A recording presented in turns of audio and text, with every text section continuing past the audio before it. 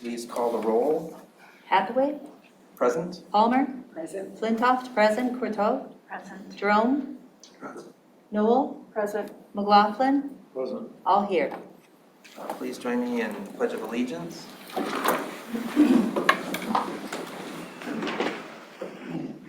Pledge allegiance To the flag of the United States of America and to the republic for which it stands, one nation, under God, indivisible, with liberty and justice for all.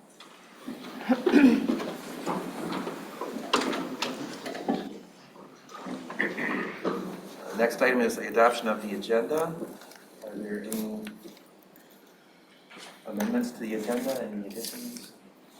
In that case, would someone like to move the adoption of the agenda? So. Moved by Palmer. Support. Support by McLaughlin. All those in favor say aye. Aye. Those opposed? The agenda is adopted. Approval of minutes. We have two sets of minutes. The first is for a regular meeting of March 22nd. Are there any corrections to page 1? Page 2? Page 3, I would just like to add a note to G6, just to note that that particular resolution was read aloud by our utility director, Steve Wigowski. Got it. Page 4. Page 5. Oh, sorry, page 4. So under I, you've got Egler highlighted the ongoing deficit spending, but you didn't finish the sentence. Oh, Oh, thank you. I will finish that. Sorry about that. Page 5. Page 6. Page 7. Page 8. Page 9. Page 10. Page 11. Page 12. Page 13. Page 14. Page 15, I noticed at the bottom of the page there's an extra word.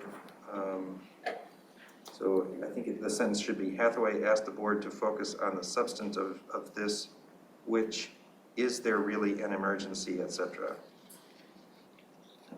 So just delete the second is. The substance of this, which is, They're really an emergency. So if you take out the is after there. okay. Okay. Page 16. Page 17. Page 18. Page 19. And page 20, I just had a question. It looks as if the maker of the motion for G4 and the second are not there. I don't. Yes. So on G4, none of us made that motion.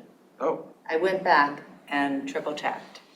And so we stated the motion because we had been talking about adding the line, the land division as described as condition for site plan approval has been met. We added it, we restated it, we voted on it. so we, No one moved it and no one seconded it. but if we voted on it and approved it, then it's still approved? I don't know. You should reconstruct it. Okay. Yeah, we should probably put it Or, I'm back. sorry, recreate, the word, reenact it, that's the word. Reenact it, so put it on, when you're approving this set of minutes, actually, I would suggest you approve that before you approve the set of minutes. Yeah, that's a good So idea. you're reenacting what you did, and just that it was approved, but there was a clerical error. Okay. for lack of a better way to say it. Well, I don't know if it's a clerical error or just a Yeah, we error did. of omission in the meeting. Omission, yeah. All right, well, so let's go through, going through the minutes, and then before we approve the minutes, we will remake the motion so that it's moved and Proper. seconded. Are there any corrections to page 21? Page 22? Yes. The fourth and fifth items are reporting on trustee Vogel, who was not present, so I'm not actually sure what those refer to. Oh, I'm sorry about that. So how about if I go back and double check the sustainability and tax? Well, so later, I described something briefly Yeah. about sustainability, so I'm assuming that was the full. You know what I did? I made an error here. Let's see what I did. I don't know who reported on tap, though. I did not have that clearly in mind. No, here, you know what just give me 1 second here.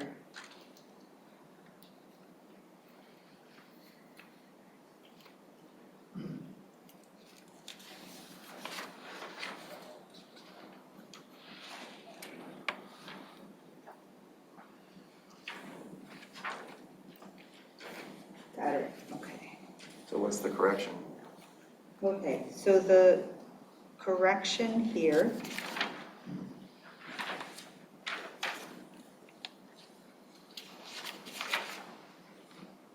sorry, one moment. Okay, the correction here is bottom page 21. I apologize. I had some leftover text from the last meeting that I screwed up by accidentally keeping in there. So page 21, strike as treasurer, Palmer reported, all the way down through to where it says as supervisor, Hathaway had no report.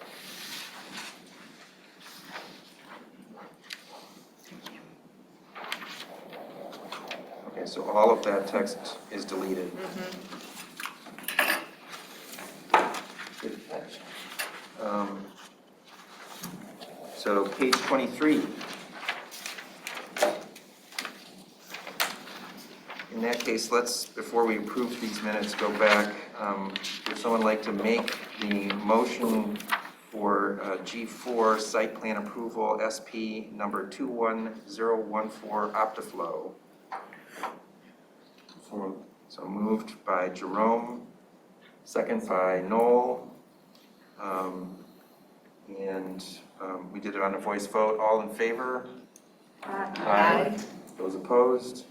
All right, so we have successfully reenacted that motion. Would someone like to move approval of the minutes as corrected and reenacted? I'll move. Moved by Noel, Support? support by Flintoff. All those in favor say aye. Aye. Those opposed? Minutes of the March 22nd meeting are approved. That brings us to the minutes of the special meeting of March 29th. Are there any corrections to page 1? Page 2? Page 3, all I noticed was there was a missing word in the first sentence. I think it should be the proposed budget. Okay.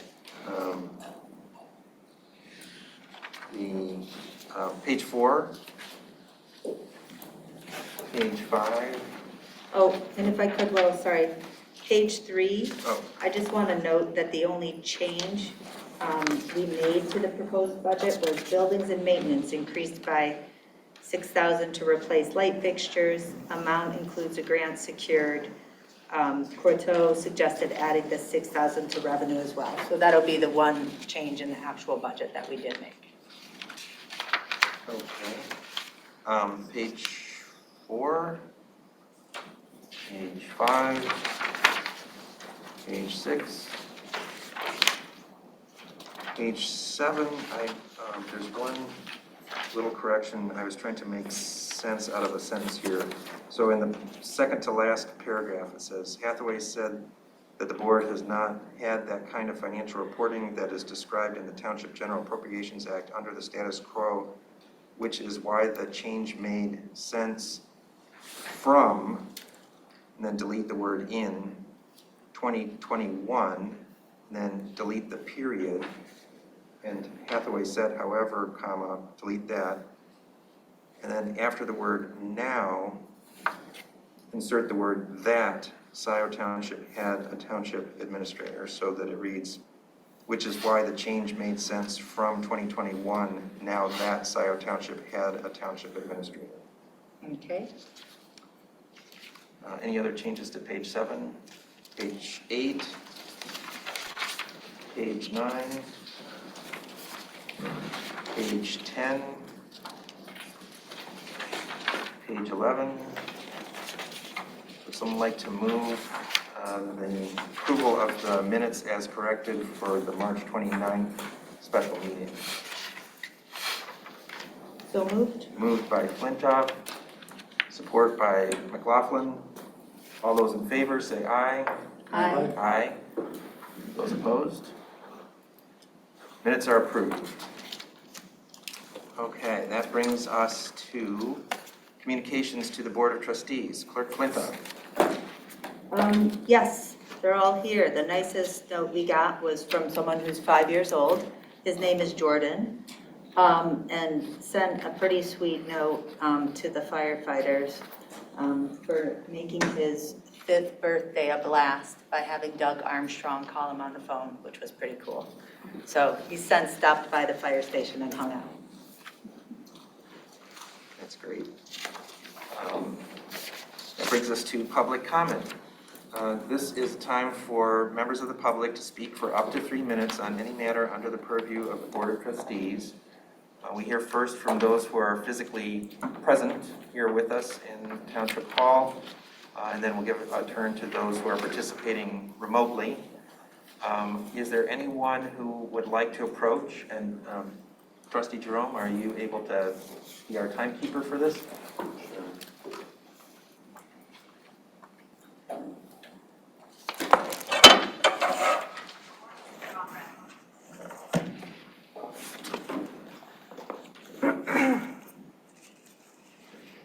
Good evening. I have 2 comments. One is a public announcement, and the other is my personal announcement, so I will go for 2 3-minute, although I won't take that long. Scio Community Newsletter, a public announcement. It is solicitation season, and residents should educate themselves to know that they have the right to ask the solicitor for their Scio Township peddler permit. Based on a conversation I had recently with Deputy Schaefer, of the solicitors he is called upon to investigate, 90% do not have permits. They may have authentic-looking name tags and a website, but if they have not applied for a peddler's permit, how do you know that they are not pocketing your donation? Clerk Flintoff is the person responsible for processing these permits.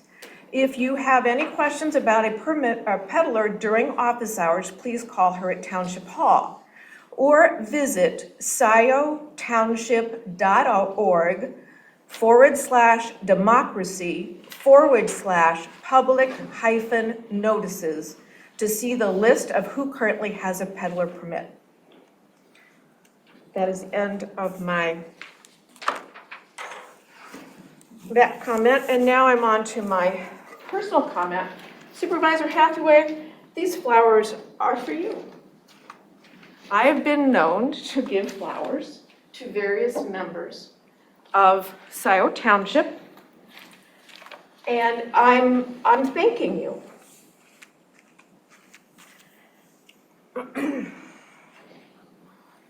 You see, you have done much to get residents involved, but not quite the way you might be thinking. The Scio Community Report, you said, public comments aren't the only factor prolonging our meetings, which you are in charge of setting up.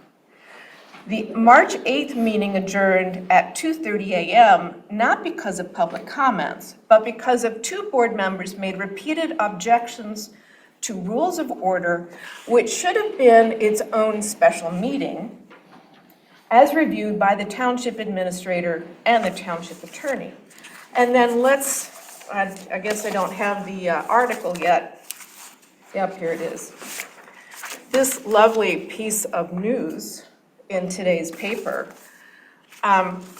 Supervisor Hathaway, you as supervisor are supposed to bring the township together. What you are saying is pass the buck when you should be saying the buck stops here. So I made a let's play supervisor, spin the dial, pinning the blame on someone else. Blame residents or call the sheriff. Blame the clerk or trustee Knoll. Ignore administrator Rowley's professional advice. Hire another attorney, money grows on trees. Blame others for your long meetings, spin again. Tell the administrator he misheard you. Remove emergency staffing and spend that money on attorneys to fight the new lawsuit. So, I'm not impressed. Thank you. Is there anyone else who would like to speak?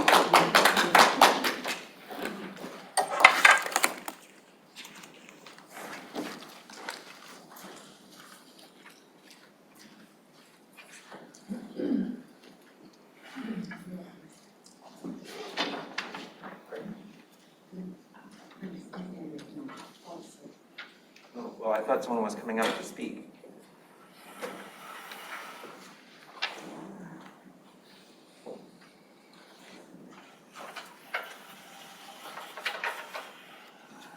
I was asked to put this in front of the camera. And I also asked that this be expanded so folks in the audience could see. So I want to talk about, sorry, Kathleen Grant.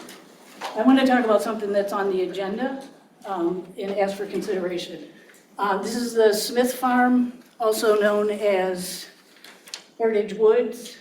I've been researching this. I like to go back in time with the public records, and I found evidence that this property was not that long ago selected for conservation. They had an agreement to be conserved. And I also found what I think is a conflict.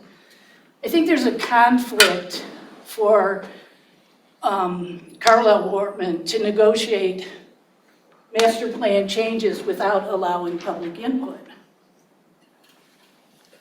So why would I say that? So at one point, the board requested a list of these changes, and to my reckoning, these have never been put in the public record.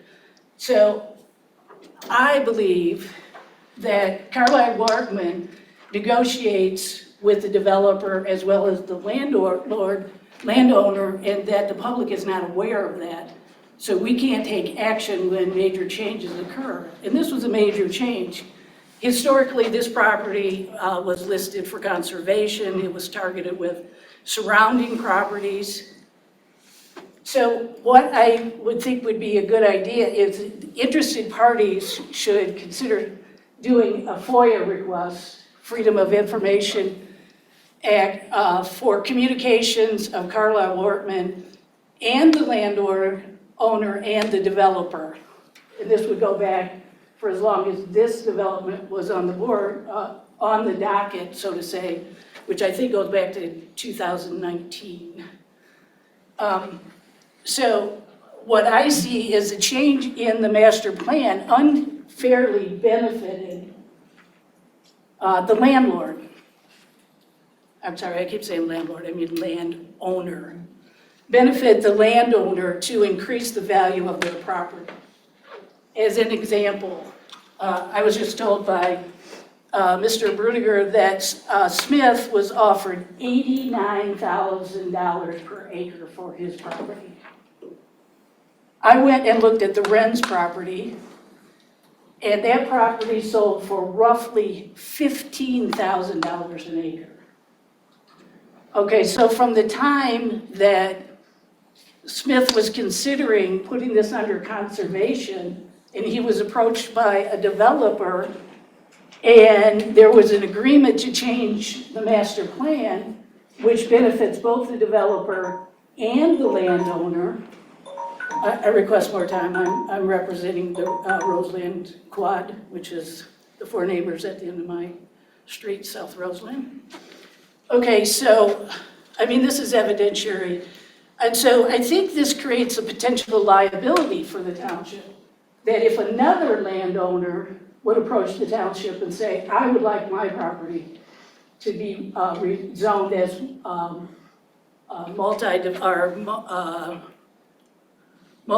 high-density residential and commercial.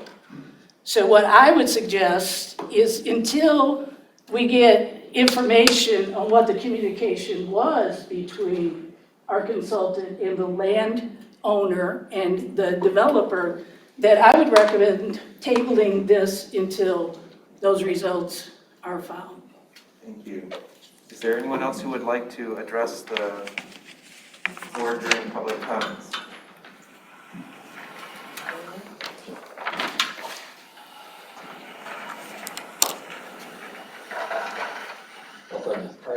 Handout, which is a certification of county roads. There's some questions asked about what are local roads, what are primary roads in Scio Township.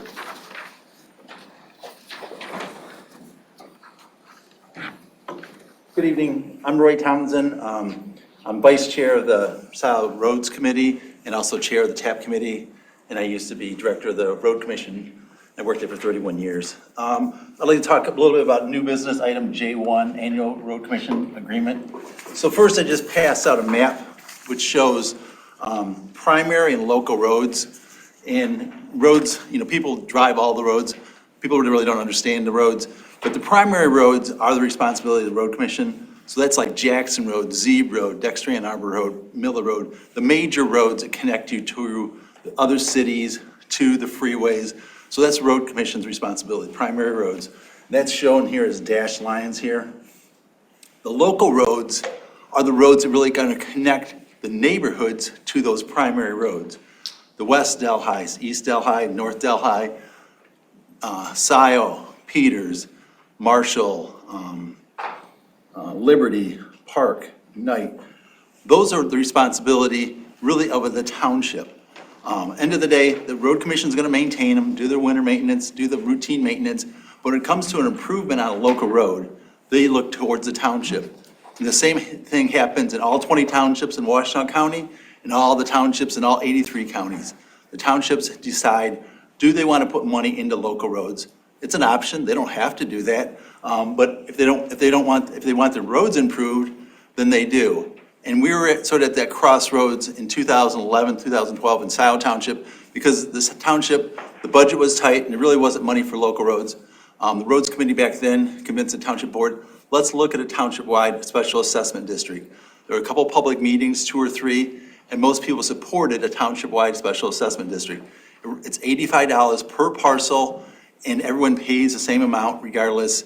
And a couple reasons for that was the farmers. You may own a lot of land, but you really don't use the road any more than the person living right here. The question becomes, what about a Lowe's or a Menards or a Meijer? Obviously, we have those all in our community. Those people aren't really using the local roads. They're not on a Peters Road. They're not on West High. They're on Jackson. They're on Zeeb, primary roads again. So that's why it was set up. The people, we wanted to figure out a way to improve the local roads. And like I said, 10 to 12 years ago, I know some of you were here then, the roads were a disaster. We called them gravel roads, but really they're dirt roads because there wasn't any gravel to maintain them. So we developed a plan, working with the Road Commission and the township, 14, 15, 16, 17. Each year we took on, did so many miles. Now we're at the step, we got to go back and put more stone on those roads. Because I grew up, I had a gravel driveway. My parents, my dad, every few years, he put more gravel on our gravel driveway. Gravel doesn't last forever. It's no different than a road here. So now we're about 7 years away from some of the roads like the Delhi and Streeter and the ones that are on here. And people, as a road committee, they came to us requesting some of these roads be done. And they were sort of already on that list for the road commission. So that's why I'm supporting that initiative as our committee actually passed a resolution for this board to take action. And the urgency is, the sooner you get these passed, the sooner you get in line with the road commission, because this district takes care of 4 different townships. So if we're the last township, Scio, to approve it, that means it's gonna be the last to get those done. And that also goes with dust control too. Obviously, putting dust control holds those roads together and keeps the complaints down. So the sooner it gets passed, the sooner the road commission knows, okay, Scio wants to do this much work and want to do dust control and that type of stuff. So that's why I guess I'm encouraging you to support J1, the annual report, annual agreement with the road commission. So thank you, and I appreciate serving. A quick question, thanks, Rick. Sure. A question about the 2022 Scio Township Agreement, the estimated amount, $403,000. I know every time we sign these agreements, the total cost always winds up being more than that. Given everything that's going on in the world today, what is your best guess about what % we should estimate?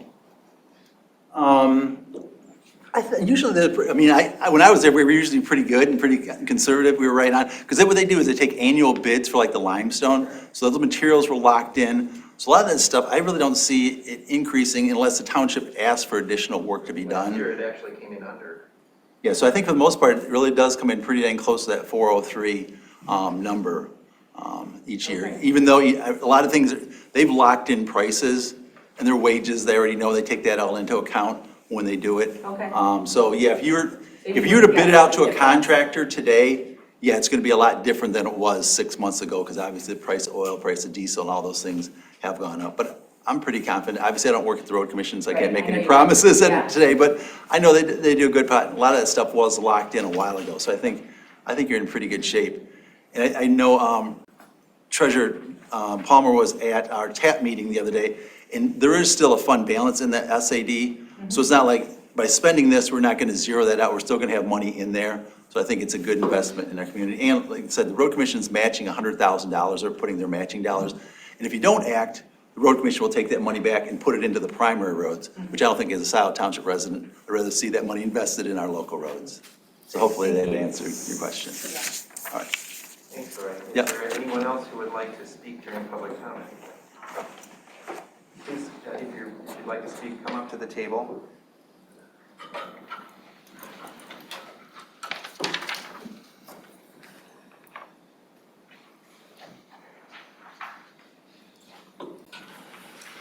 Pat Stein, resident of Scio Township for over 45 years, taxpayer for Scio Township for almost half a century. I want to take an opportunity to address the newsletter that Pam Boyd also brought up. This newsletter was sent out to, I guess, all nearly 18,000 residents of Scio Township. That's about almost 10,000 households or 8,000. In that newsletter, Supervisor Hathaway indicated that the meeting on March 8th ended at 2:30 was because 2 board members made repeated objections to the rules of orders as reviewed by the township administrator and the township attorney. Really? He said no meeting should last that long. I agree, no meeting should last that long, ever. Anyone who has ever attended one of Scio's Board of Trustees meetings know that the 2 board members are Clerk Flintoff and Trustee Knoll.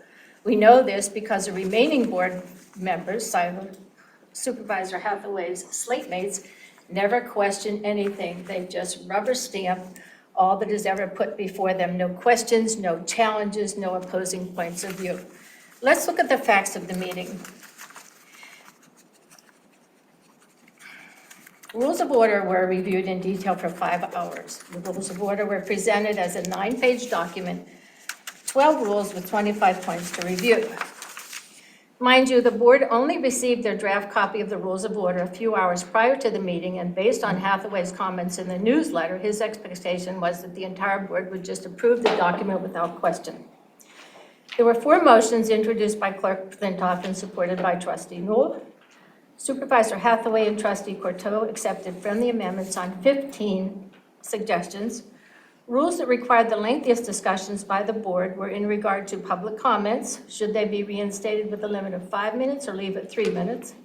The content of public comments as noted in the meeting minutes. And lastly, any question of authority on any point, as Supervisor Hathaway indicated, he should be the final authority for the August 17th resolution, where he presented a modified job description that the board voted to approve. Supervisor Hathaway, you were the cause for the 7.5-hour meeting. The lengthy meeting with the rules of order should have been presented at a working session or at a special meeting, not a regular meeting that has people in attendance for until 2:30 in the morning. I hope that we never have that again. Thank you. Anyone else who would like to address the board during public comments?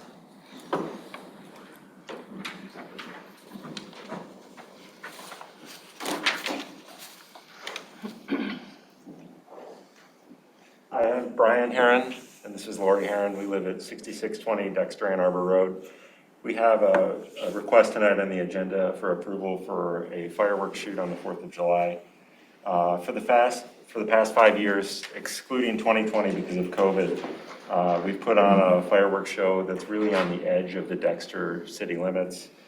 Over time, we've had more and more feedback from neighbors. It's almost all been positive. In fact, I'll kind of pass this around. This is a Facebook post we posted last year. And it was just asking the neighbors for feedback based on the fireworks, saying that we would present it to Scio Township the next year. So that's exactly what we've done. There's 99 comments. There's 5 of them that said we didn't like the noise. One of them was 16 miles away, so I think they probably didn't hear us. But the other 4 we did communicate with, and if we're approved this year, we will notify them in advance. So each year we've done this with the fire department, with the police, with Blast LLC, the Nixons, and others in the community. We always hand out letters and or mail them to our neighbors to invite them, make them aware of it. And you know, we found that over time it's really kind of grown within the community. A lot of people can see the show and like to attend it. We've gotten letters from small children up to adults just, you know, saying, can you please support this in future years? While most people aren't on our property for the show, Huron Farms is directly behind us, and we found out this year that a large number of people go to the, what's the grocery store, not Bush's, Country Market parking lot, so there's a rather large gathering every year there that watch the fireworks. We've always tried to be, you know, cognizant of our neighbors. We always try to do the shoot on the 4th of July, knowing that that's the expectation for a lot of people with pets. And we've tried to have notice. We may try to expand the notice this year even more just to make sure people are aware. We kindly like to request that Scio Township approve this permit application as they've done in the past for us in the community. So that's it. Yeah. Sorry, I talk fast. I'm like, anything, Lori? No, you got it. He's got Okay. this. Thank you. Thank you. Is there anyone else who would like to address us during public comment? Please come up to the table. Thank you.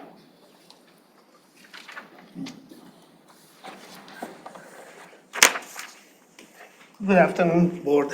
Abi Vakilian. Comments which was written in the flyer that was just mentioned also caught my attention. What I saw last time was an epic fight between the clerk and Trustee Knoll who are trying to expand the right of the public, and the rest of the people who ran as Democrats who are not Democrats, fighting ideologically to shut down, to reduce our government to the size of a postage stamp. Reaganomics 101, run against the government is bad. All the people who lied and said they were Democrats, and when you check their background, they just changed their voter registration last minute because they know in Scio Township you don't get elected because it's a progressive area. That would be as bad as me going to West Bloomfield, Michigan, and pretending that I'm a right-wing Republican to just get on their board to mess up their government. That's what you guys have done. Number one. Number two is that this idea that you gave, the cronies gave supervisor, I'm going to call him the puppet master. The word ultimate authority, you know what ultimate authority does? The president gasses people in a park to go stand next to a church to hold the Bible upside down. Then it goes to Putin, ultimate authority. invades a country, kills many hundreds of thousands of innocent people, his troops rape innocent women. That's where the ultimate authority, ends. We were set up a government which was supposed to be a republic, 3 co-equal branches of the government to keep check on each other. Supervisor anyway used to complain that that the clerk wants to create a super clerk position, giving all the parts to the clerk position. He's much worse. He has become the end-all to be-all. People can't talk unless they are approved by him. He's the ultimate authority on every discussion on the board. He has to recognize everybody who talks. And then 6 times, he shut down this man in front of us, our manager that everybody loves, and we are very lucky to have him. Now it has become to a point that if Jessica Flintoff says something, Hathaway will automatically say no, even if that means that the manager has agreed to it. So it comes, oh yeah, I'll work with you until I have the ultimate authority to shut you down. And what you guys did to him also, which was shameful, they all started with, I don't generally have an opposition to what you say, but, there comes the but. Then you hit him with it. But we need to have this study and that study. And then basically what you did is, John, to the point that he got so angry that he had to yell at the supervisor and say, don't impugn my reputation. I have been in government for 30 years. I personally do not think it would be better township if our manager is harassed to the point that he quits. In the last administration, regardless of whether you like him or not, I never saw Jack Knoll treat the last supervisor the way that this gentleman has been treated in public by this supervisor, who I'm going to call a Trump, a mini Trump. This guy lied to me in my face. I had a working meeting with him, but I thought he was a different person. I asked him because I didn't know all about him. I said, Will, I heard that your father was a Democratic attorney very involved in the politics of Washington County. He tells me because he knew I was progressive. Oh yes, my dad was very involved in the Democratic politics of Washington County. For me to come to find out his dad was actually a Republican attorney. Why lie? You could say my dad was a Republican, I'm a Democrat. You could say I'm a McCain type Republican, which I voted for John McCain over Barack Obama, even though I like both of them. As a progressive, even though I had complaints about Sarah Palin. Why come and lie to the people? Because you know that if you would have run as Republicans, in this township you wouldn't get elected. You know what? In this township, which we are progressive, we have a right to have a progressive government. As much as West Bloomfield and Birmingham have a right to have a conservative government, Thank you, Abby. I would never go there and lie about my affiliations, like those of you who have done it. Again, I urge you, including this gentleman who is looking away right now, Mr. McLaughlin, who was a shoo-in from the beginning, and all the shenanigans you went through to make sure that you X 2 minorities from running, myself and Heather Berkowitz. All the games that you played to make sure you wouldn't interview us. Abby, your turn is up. Yeah, really? It's Who time- are you it's to tell me time- my turn is up? Yeah, I'm your Well, moderator. because you ran under false pretenses, what you passed has no weight for me. Therefore, I will speak the 5 minutes, which is what should have been granted Is to there someone public. else who would like to Yeah, if speak there is someone during else who likes to public come over and tell this man that he's wrong, go ahead. Because we've got a mini Trump sitting there with the word ultimate authority. Whenever you hear somebody say, I have the ultimate authority, please be very careful. Ultimate authority was Adolf Hitler, Abby. Mussolini, Trump, and the rest of There's a it. motion. She has the ultimate authority. Is there a second? Second for what? Is there a second? Second to remove Will Hathaway as an imposter that he All in is. favor of a 5-minute recess? Yeah, take another one. Call the National Guard next. Aye. Last time we called the sheriff. I hear enough ayes. Is there any nays? Nay.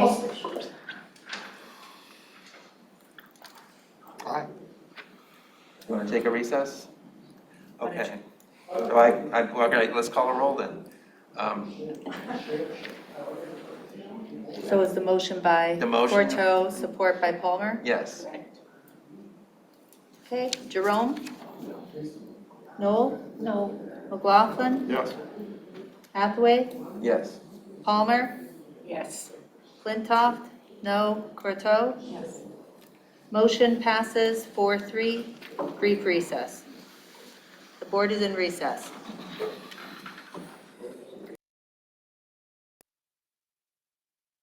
Is there anyone else present who would like to speak? Please, come on up.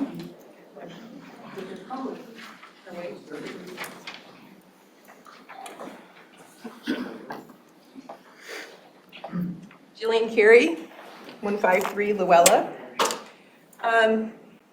Some of the things that I was going to talk about have already been said. For the past couple days, I heard a rumor that was shared on Saturday, and this rumor was about Clerk Flintoff. And I come across a lot of rumors that are spread, even about me, and my intentions and the illegal things I do. So there's a rumor about Clerk Flintoff and something about the budget last year and $1 million missing. And this doesn't sit well with me because her statutory duty is not the budget. That is the supervisor's statutory duty. And $1 million missing. So I'm kind of thinking that this rumor got twisted. Remember the old telephone game that we used to play? So it has to do with maybe finances and whatnot. So the more I think about the mess that the finances are in, which is the basis of our township, this is the foundation of our township, taxpayers' money. I want to urge the board to hire a forensic auditor and to go through the finances for at least the past 5 years. And I'm not saying that there's anything wrong, but if there's rumors going around that Clerk Flintoff has $1 million of missing money, I want to know where that money is. I want to know why these rumors have been created.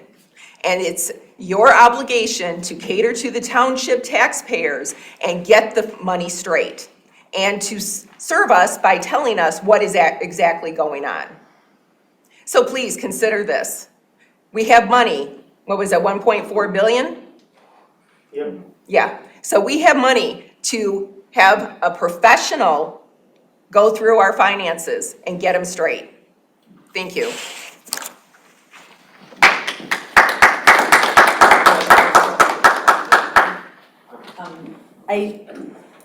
That's the second time I've heard that rumor, second or third hand in the last few days. So if anybody knows the origin of that and could tell me what that's about, I will look it up and we can talk about it, and I'm happy to share out anything, but I'd like to know. I kind of know the origin. No, not, just, that was a question to the board members. Oh, okay. So if anybody from the township knows where that came from, please let me know so we can talk about it.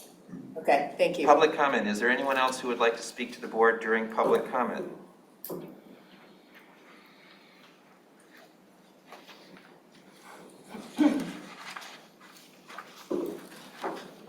Good evening. My name is Alan Brabano, and I'm from the Parkwood Condominium Complex. And earlier this morning, I sent my document to Fran, and I'm hoping you all have that document. Otherwise, I have copies if you need to.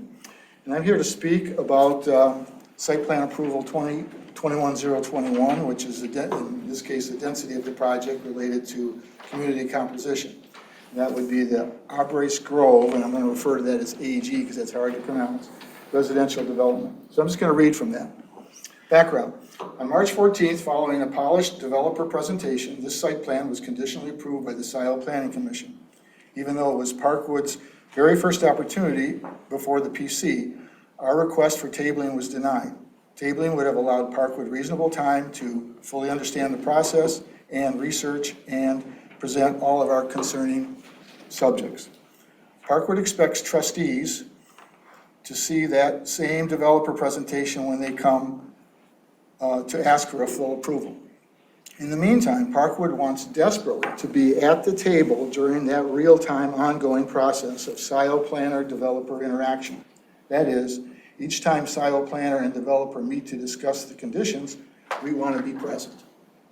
For the record, Parkwood has not yet been granted the transparency of that Scio citizen privilege. Today we come before the trustees to introduce ourselves. We have no desire to be obstinate.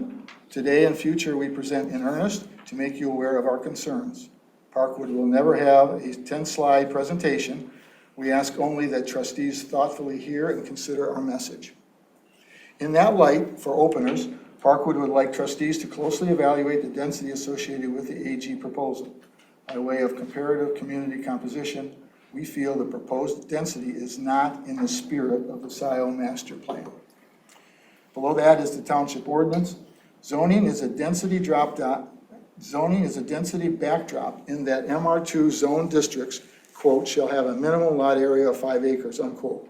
The Scio planner has informed all parties that this entire ordinance is applicable except for the 5-acre minimum.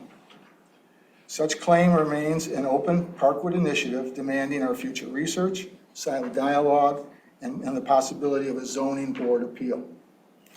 For the record, based on existing ZEB road right-of-way, which is 33 feet, Parkwood submitted prior evidence to the PC that this parcel is, in fact, 132 square feet short of the 5 acres. Presenting our case. Acknowledging that the AG parcel was developer surveyed at 5.3 acres, the effective buildable acreage is significantly reduced by an existing wetland and the need for a large stormwater basin. Sans those zoning considerations, the Parkwood case is detailed below. I'll be quick. Below that is a table with specifications and terms. I'll spare you the details. It has parameters, acreage, and description. I take you to the point of row D, delta, limits of disturbance, which is 5.13 acres. That is directly from the site plan drawing, and it has to do with the construction development that takes place on that parcel. Below that is a table of community composition. We have neighborhoods on the left, zoning on the right of that, units, acreage, and I take your eye to the far right column, which is effective density, units over acre. For Parkwood, it's 3.74. For Country French, it's 5.25, and for AG, it's 9 units per acre. Effective density, right column paints an excessive picture when comparing the proposed AG to its surrounding community. AG is 71% higher than Country French. AG is 141% higher than Parkwood.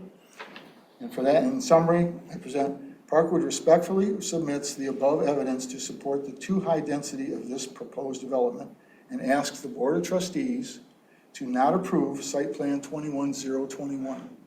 For the record, Parkwood would not oppose a realistic density for this acreage amount. For example, a more responsible zoning application of MR1, which happens to be 4 units per acre. Thank you. In closing, one statement. In closing, if trustees remember nothing else from this presentation, Parkwood asks you to remember our enduring central message. This extremely high-density proposal is not in the spirit of the Scio master plan. It includes 35 units on less than 4 buildable acres. Thank you for your time. Thank you. Is there anyone else who would like to address the board during public comments?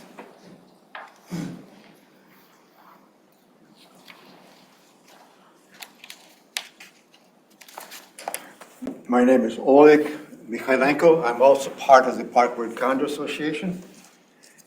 It's not that we're trying to eliminate the builder to put up housing in that, on that 5.2 acres. Approximately 3.8 acres is actually buildable. A lot of that will, of course, be used up by footage of the homes and driveways, which will cover the actual ground. Therefore, the flow of water, they are going to have some underground ditching pipes running. Now, they are planning on putting up a wall, in a 4-foot wall on the southeast corner of the property. That is the low spot. That is where the water is now accumulating. When that overflows, it goes into our subdivision, into the basements of the people. We had 4 people underwater in a basement when the power was out. So it's not that we are against the guys building it, that's fine, but it should be restricted. And I do not understand how they can put up 35 units on less than 4 acres. It just does not make sense. They're making them narrow and tall, and they can put them on, but it's not going to work. If they're going to put a wall up, that keeps the water coming on their properties and directing it to ours. We have a low spot area. During this last rain, we had 1 foot of water sitting in the yard. And if you put that wall up so that everything will be directed into that little low spot, it doesn't. And make that as like a retention pond. That's not the way it should be. From that, it does go to our retention or detention pond, and then it fills up to a certain level and it goes into the, flows over. But we have one that holds the water for us, and it seems to be working, but we cannot take any more dumping into that area. I kind of center some goals. And particularly those 3 units that are right up against that 4-foot wall, they're going to get drown it every single time it has a good rain. So, I appreciate that you listened. Again, no, we're not going to fight somebody building there as long as it is a limited construction. 35 units is way too much. We're covering too much of the ground. Thank you. Is there anyone else who would like to speak to the board during public comments?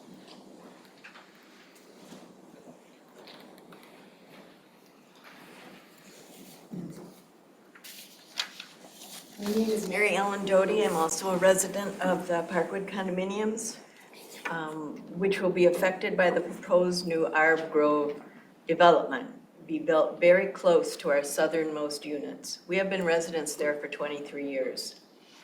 I watched the Planning Commission meeting on March 14th. Several residents of our Parkwood condominiums talked about the Arb Grove development, expressing concerns about density that is higher than neighboring parcels, wetlands that will be affected, higher traffic volume on Zeeb Road, and increasing groundwater runoff. After public comments, there were a couple of hours spent on discussion about a party barn in the township. The presentation by the Arb Grove developer started quite late, 10:30 or so. In his presentation, the developer often mentioned that the residents of Parkwood condominiums were mostly happy to be good neighbors with the new development, despite the comments made several hours before that that indicated we were not happy with several aspects of the proposed development, mostly the density issue, 35 units on less than 4 acres.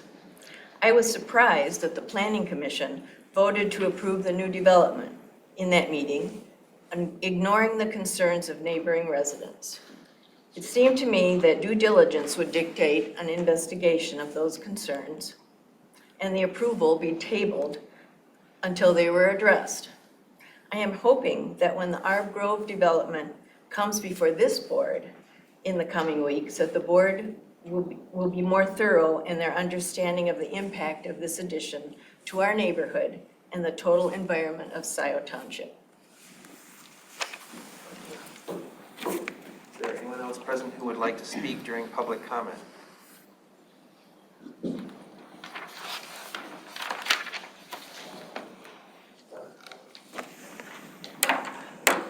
Hello, board. My name's Jeff Smith. I'm one of the owners. My family's the owner of the Heritage Woods Village project going in. May I just like to get up and say that we put a lot of time working with this developer to try to put a project in that doesn't impact our neighbors, doesn't impact Baker Road. The developers put borders around. We worked hard with the Planning Commission to make the project as environmentally friendly as possible. And we've been trying to sell this property for a long time. So there's been some rumors that somehow this was a huge gain for us. Every offer we've gotten on this property, starting before my grandmother died, it's been less money every single time. So if anything, this is like a discount. So we've been on this property for 100 years. It's very hard to farm. My grandpa died in 1980. That's when we quit farming it ourselves.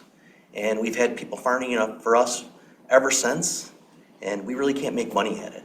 So for us, getting rid of the property is our option. And some of my uncles and my aunt are they're where my grandma was. So, this is their last chance to enjoy a little bit of this money, what we're gonna get from it. So we really hope that you vote to approve it. Thank you. Is there anyone else present who would like to speak during public comment? Seeing none, Carrie, do we have anyone participating remotely who would like to comment? We do. We have Jonathan Greenberg, followed by Kevin Jackson. Jonathan, go ahead.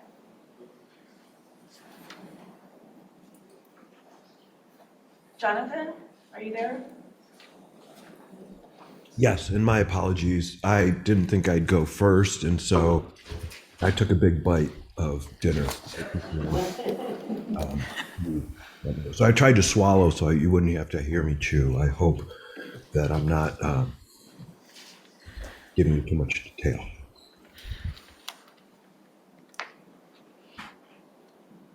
First of all, I've noticed that The majority of the speakers have exceeded the 3-minute time limit tonight. I also find it interesting that Supervisor Hathaway only cut off one individual right at the 3-minute mark.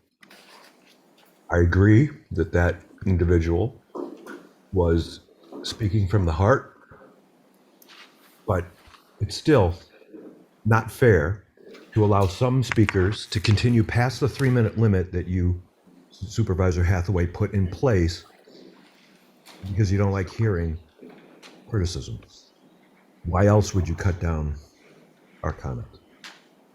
I'd also like to address Supervisor Hathaway and again call shenanigans on his shameful gaslighting skill set he learned probably very well from his father. He's using the Scio Township newsletter to trash his colleagues. That amateurish behavior is unbecoming of anyone in his position, and it needs to stop. The Scio Township newsletter is to inform people, not point the finger at others for your own mistakes. I think you owe the 2 members you singled out an apology, a public apology, in the next episode or the next version of the Scio Township newsletter. Completely unacceptable. I'd also like to thank Roy Townsend for making a couple of points earlier about the responsibility of the roads. Park Road is a mess. And I'm not talking it's got some potholes. I'm talking helicopters are required to remove vehicles from some of the holes that are in the road because it is so bad. We spend the same $85 a year as everyone else. Yet improvements have not been made in the last 7 years because everyone keeps saying Park Road is going to be paved soon. Between the construction traffic, the cut-through traffic, and the condition of the road at the beginning of 7 years ago has led to this mess. I really don't want to hear, oh, it's spring, the roads are bad. I drive a lot of dirt roads in Scio Township. I've lived on Park Road since 1989. I understand what the normal yearly changes are, but it is a mess. Last week, I spoke with someone at the Road Commission who wished to remain anonymous over concerns for their job and, quote, specific headaches that would occur because the township administrator is preventing any spending on Park Road to get the locals to better support the SAD that previously fell apart when it was initiated improperly by the supervisor and some greasy-haired guy, I don't remember his name, the one who was promising $1 million to the Delhi folks inappropriately. Park Road needs basic maintenance. I would ask that the township, who is responsible for Park Road, initiate those immediately. Thank you, Jonathan. Who's next? Thank you. Next is Kevin Jackson, followed by James Spinner. Kevin, you can go ahead. Good evening, board members. My name is Kevin Jackson. I'm a resident of the Parkwood condominiums next door to the Arbor Groves development that has been proposed. This is my first board of trustee meeting that I'm involved with, but I have been involved with many meetings over my lifetime. And it's really hard being a board of trustee member. I mean, you've got a lot of competing interests out there. It's a challenge to balance the needs and the desires of the township and its tax-paying citizens. The Zeeb Road corridor between Liberty and Park, I recall, was supposed to be a corridor of calm in terms of the vision for Scio Township. The earlier presentation demonstrated violations of ordinances and requirements. In keeping with the character of the neighborhood, current planned density is, quote, out of character with the densities of neighboring properties. Of course, they could build 42 units on less than 4 acres, and they presented 35 units. And I'm simply suggesting 25 to 28 units would be in character with the densities of surrounding properties. There are tasteful designs, and then there are greedy designs. The proposed 35-unit development, squeezing every last square foot into such a small parcel seems out of character. 25 to 28 units would seem to fit better and adhere to the corridor of calm and keep the character of the area as close to the vision as can be. I'm also concerned about stormwater runoff. Winter snow maintenance water runoff is a concern too. Now, I'm not sure if you have the capabilities of putting your camera on my screen to show the water issue that we're talking about. I tried to submit this at the Planning Commission meeting, but the file was too big. I'm all set up. If you can just turn your camera to me, all right. Boom. I'm sorry, just have to, you can submit images if you like, but we're not going to be able to take time right now. For 38 seconds in my 3 minutes? So is this that autocrat that the guy was talking about earlier? I haven't finished my 3 minutes and I got a 38-second video to Your support. permission. It's time for public comment. You can speak to the Planning Commission, to the Board of Trustees, but Public comment can take this form. we're not going to get into downloading images. It's not down, it's screen sharing. I'm not downloading. All you got to do is just turn your camera on. I'm going to hit my play button and in 38 seconds, you'll see the water issue. Analyst? Yes, You can share your screen. you're set up, Kevin. You can share your screen now. Okay. Here we go. Hold on.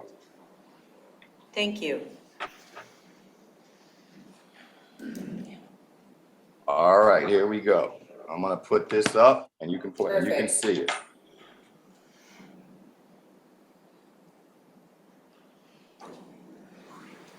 That is the water that we've been trying to explain to the Planning Commission and now to the Board of Trustees.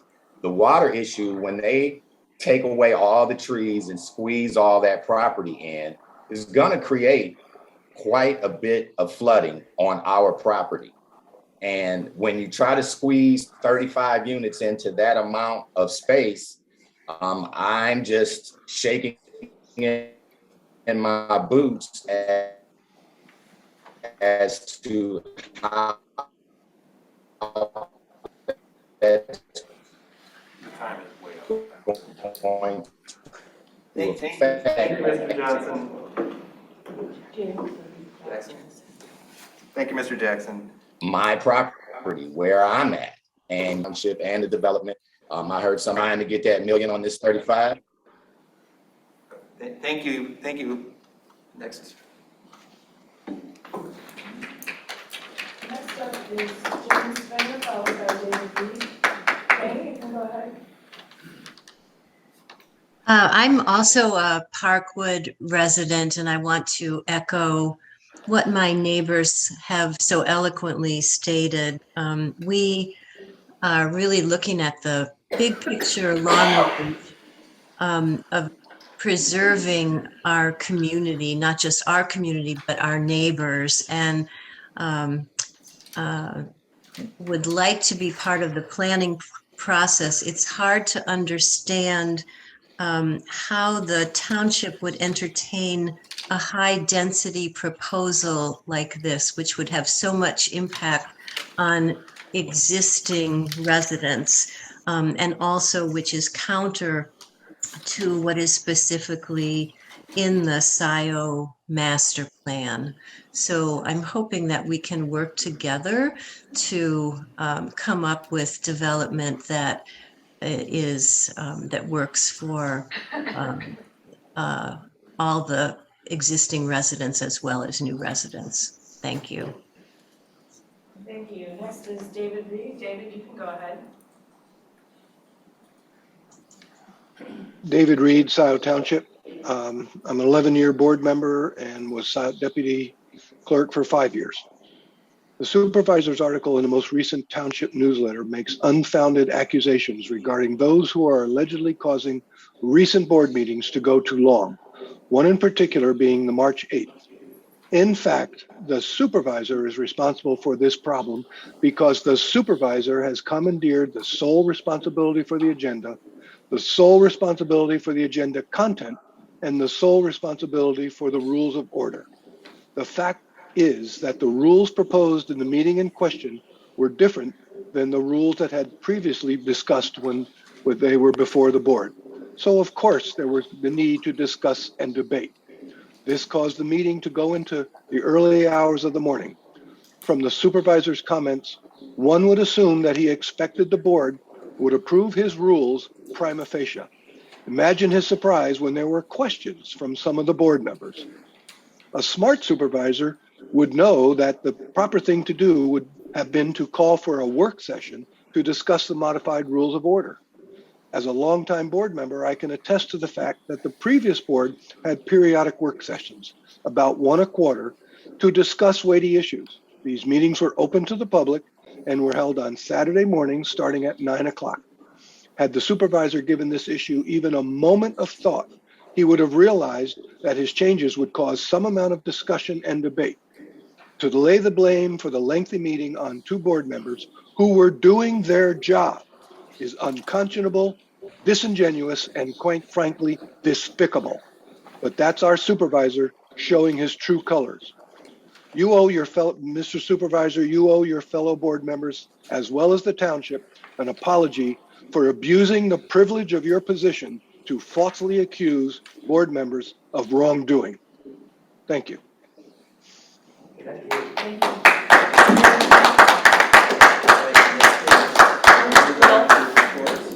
I want to make a comment. Response to public comment. All right. This is going to be in response to your newsletter comments regarding two board members on the March 9th, March 8th meeting. This meeting should have been scheduled as a work session, as we've heard from multiple residents, and I agree with that. Typically, a discussion on a topic so major as rules of order should be done at a special meeting, not a regular meeting. And basically, your statement in the newsletter was not appropriate for a column in a township newsletter paid for with taxpayer dollars. It was totally inappropriate. Blaming fellow board members serves no useful purpose. Think about that for a few minutes. This only serves to inflame the tension on this board. Now, you have inflamed me when I have tried to work with you. And now I am very angry. You owe the two of us an apology.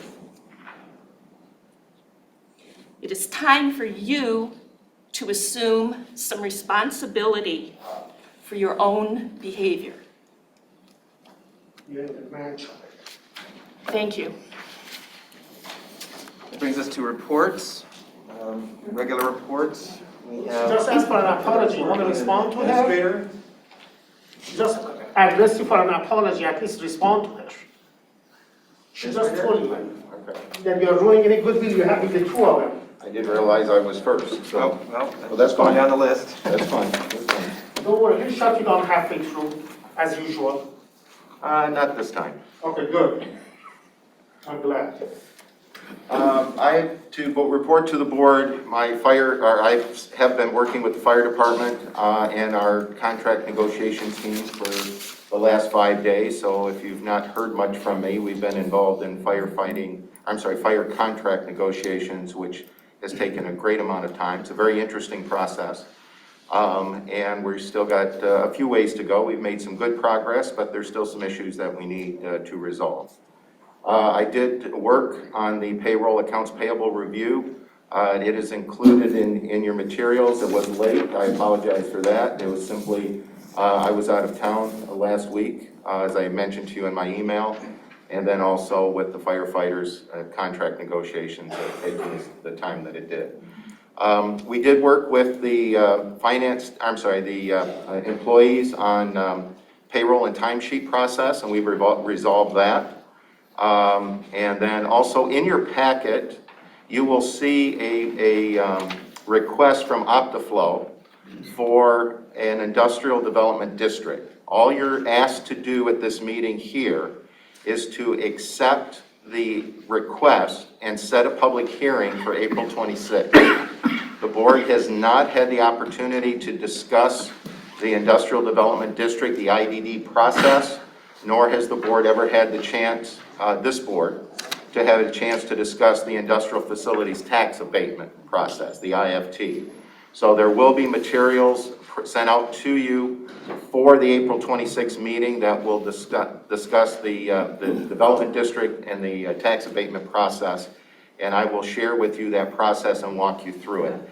It's not complicated, but if you've never done one, it is a state process and it is a little strange on how some of the things work through. But it is a very fair request that OptiFlow is making. Basically, you will have to make a decision as a board. Are you interested in a tax abatement process going forward? And if so, are you interested in allowing a tax abatement on this particular property? So those are the two questions that you will have to ask. There will be a Budget and Finance Committee meeting on Thursday, April 21st. That will be our next one at 10 o'clock. And I do know that I owe several of you answers to email questions. There has been a delay in that. I apologize for that. But there's just been extremely hectic the last couple of weeks with everything that is going on. With that, I do have one statement that I will read to the board. This is dated today, and I do apologize to all of you that I've not had a chance to speak to any of you prior to tonight on this matter. But it is very important. So it may be a surprise, it may not be a surprise, I don't know. But I do apologize, I've not had the opportunity to give you any forewarning. After long conversations with family and friends, it is with great regret that I do provide Scio Township notice that I will terminate my employment agreement with the township as of April 15th, 2022, pursuant to Section 9 of the current employment agreement. Today's notice is greater than the 30-day notice of minimum that is required. I am sorry both personally and professionally that this action is necessary. My original intention was to remain in Scio until my final retirement. However, there is no incentive to remain here. Ongoing township events have clearly demonstrated that there will never be an agreement between myself and township elected officials as to the principles of good governance regarding local government, fiscal management, and certified oversight.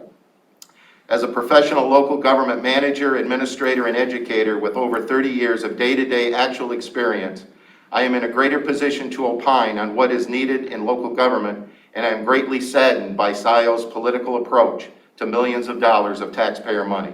My reputation in local government, as well as my integrity and professionalism, are well known across the state and respected by my colleagues. As a state and national education award winner in government education excellence, I choose to no longer be a part of the Scio Township model of local government. I do call on the Board of Trustees to fill the vacant Finance Director position with an experienced individual who holds a Master of Business Administration degree or who is a certified public accountant, and to conduct a minimum of a 3 to 5 year internal audit to fully understand the status of your township finances. To the staff and the employees of Scio Township, I thank you for your dedication and your professionalism. Stay strong. You are the employees, the very best of Scio Township. To the township residents and taxpayers, I thank you for your many statements of support and the kind words that I have received. Continue to watch, observe, and hold your elected township officials accountable for each and every one of their actions. It has been my greatest pleasure to have been your public servant, even for this short period of time. Thank you. You created this. Exactly. Way to go, You're Will. doing, Supervisor Hathaway. Y'all are disgusting. Sir, I want to shake your hand. You are the first person. Thank you for what you've done. Thank you. Nice You one, sick of Supervisor. me. Shame on you, Will. Nice one, Supervisor Hathaway. That's quite a report.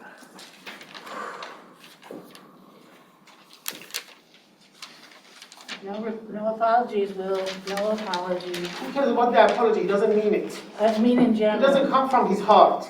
You gotta change him. He's an imposter Republican, Resign. portraying himself as a progressive Democrat. You want different result? Elect somebody different.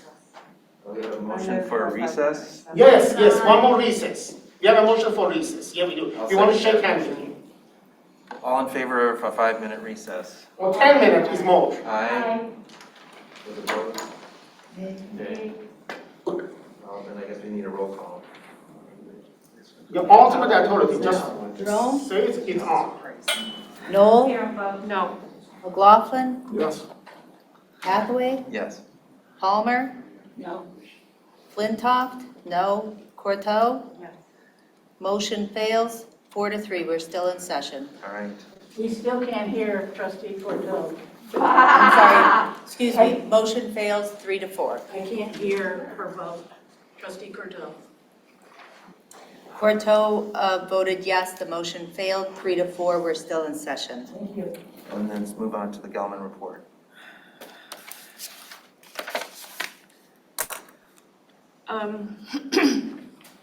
Okay. We had a card meeting last week, and this week, Jackie had organized a meeting with some of the planning commissioners and Keith Gadway and Larry Lemke to discuss the Gelman plume and possible implications on planning. Very specific questions. There will be another meeting next week with the other half of the planning commission, and I will be attending that meeting. I spoke today with Keith Gadway. He updated me a bit on the well testing. The April well testing is going to be done on the week of April 25th. We should have the results the week of May 23rd. You saw in our packet there was a letter from Eagle related to water treatment alternatives analysis. I'm sure all of you read it. And it's a significant issue because they are requesting the city to study their source water supply. The city has stated that they are going to go forward with a plan to refurbish their water treatment plant, and Eagle wants them to more thoroughly study alternatives so that the city is very clear on alternatives. There is also a concern about PFAS in addition to dioxane. But as you know, the southeastern corner of our township is all on municipal water. That's it for that. Thank you. Defer to, who gives the Lock Alpine Sanitary Authority report? Is that You or I or Patrick could. Patrick, you up for it? Yes, we discussed the fact that along with the city of Ann Arbor, there's an opportunity to avoid expensive remediation, to avoid the phosphorus content. And the way that it's proposed to be done as a potential alternative solution is through a bubbler system that is going to be associated with the dam in Ypsilanti. And they think that that can reduce the amount of phosphorus without expensive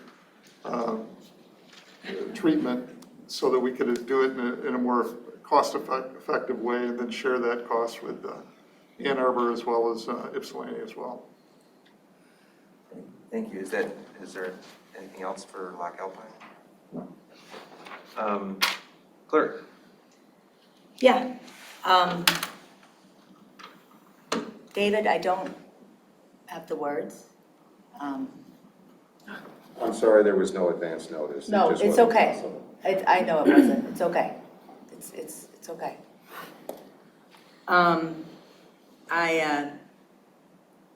I can't help but wonder if David would stay if Will resigned. Oh, that would be lovely.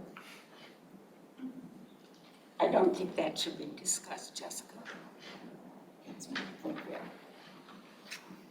And, yeah.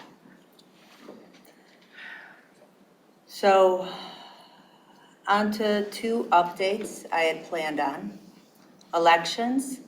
On August 7th, state primary election ballot, there's going to be an open seat for Scio Township trustee for Democratic and any Republican nominees. Scio residents interested in running for the partisan seat should turn in the affidavit of identity and either a $100 non-refundable filing fee or the nominating petition with the required signatures. For candidates running as Democrat or Republican, you must file with myself or our Deputy Clerk, Mary Gillis, here at Township Hall not later than 4 p.m. next Tuesday, April 19th. So next Tuesday at 4 p.m. is the filing deadline for any Democrats or Republicans who would like to run for Township trustee in the August primary.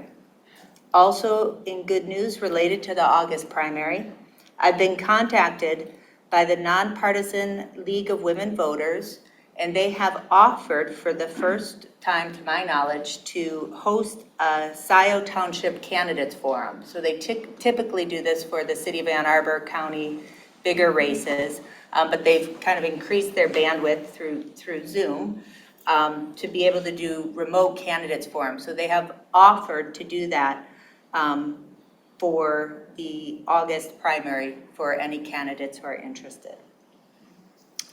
Update on finance. Yesterday morning, I, as the duly elected clerk of Scio Township, filed suit against this township board in Washtenaw County Circuit Court. It is case 2200414CZ. I'm sure you've all read the case and know that I am seeking injunctive relief to remedy the township's emergency and the long-standing need for greater financial staff for the township and to roll back certain illegal actions this board has taken over the past 8 months to erode the clerk's office statutory responsibilities related to finance. You've diminished checks and balances, you've eroded staff to the breaking point, and you've created an environment that is too susceptible to potential malfeasance. Our township deserves better. This must stop. It was only after deep consideration that I decided to take this step. This board left me no other choice. As you know as well, as part of it, I filed a motion with the court to seek a restraining order against this board to prevent the cancellation or modification of the emergency contract with Raymond Robson that was signed appropriately by the treasurer and I on March 16th, has a term of March 17th to June 30th to carry out our very basic accounts payable and payroll functions. That motion is scheduled with the court, Judge Connors, Thursday, April 21st at 11:30, next Thursday. That's all. Treasurer. I don't think there's anything left to say at this point. Broadband Task Force. The Broadband Task Force has not met yet. There was an inquiry from Gregory Dill, who is the project manager for the broadband initiative. And so I submitted questions with regards to the status of the gap filling project and where it stands in relation for those participants that were being addressed by the gap filling portion of the broadband initiative. Obviously, remember there was RDOF, CMIC, and the gap filling. So I've submitted those questions in the way for response. Parks Advisory Board. I was not present at the meeting due to a conflict. However, the majority of the conversation was focused around 3 issues. One was a discussion of Van Curler access to the property that is off of between Joy Road and Huron River.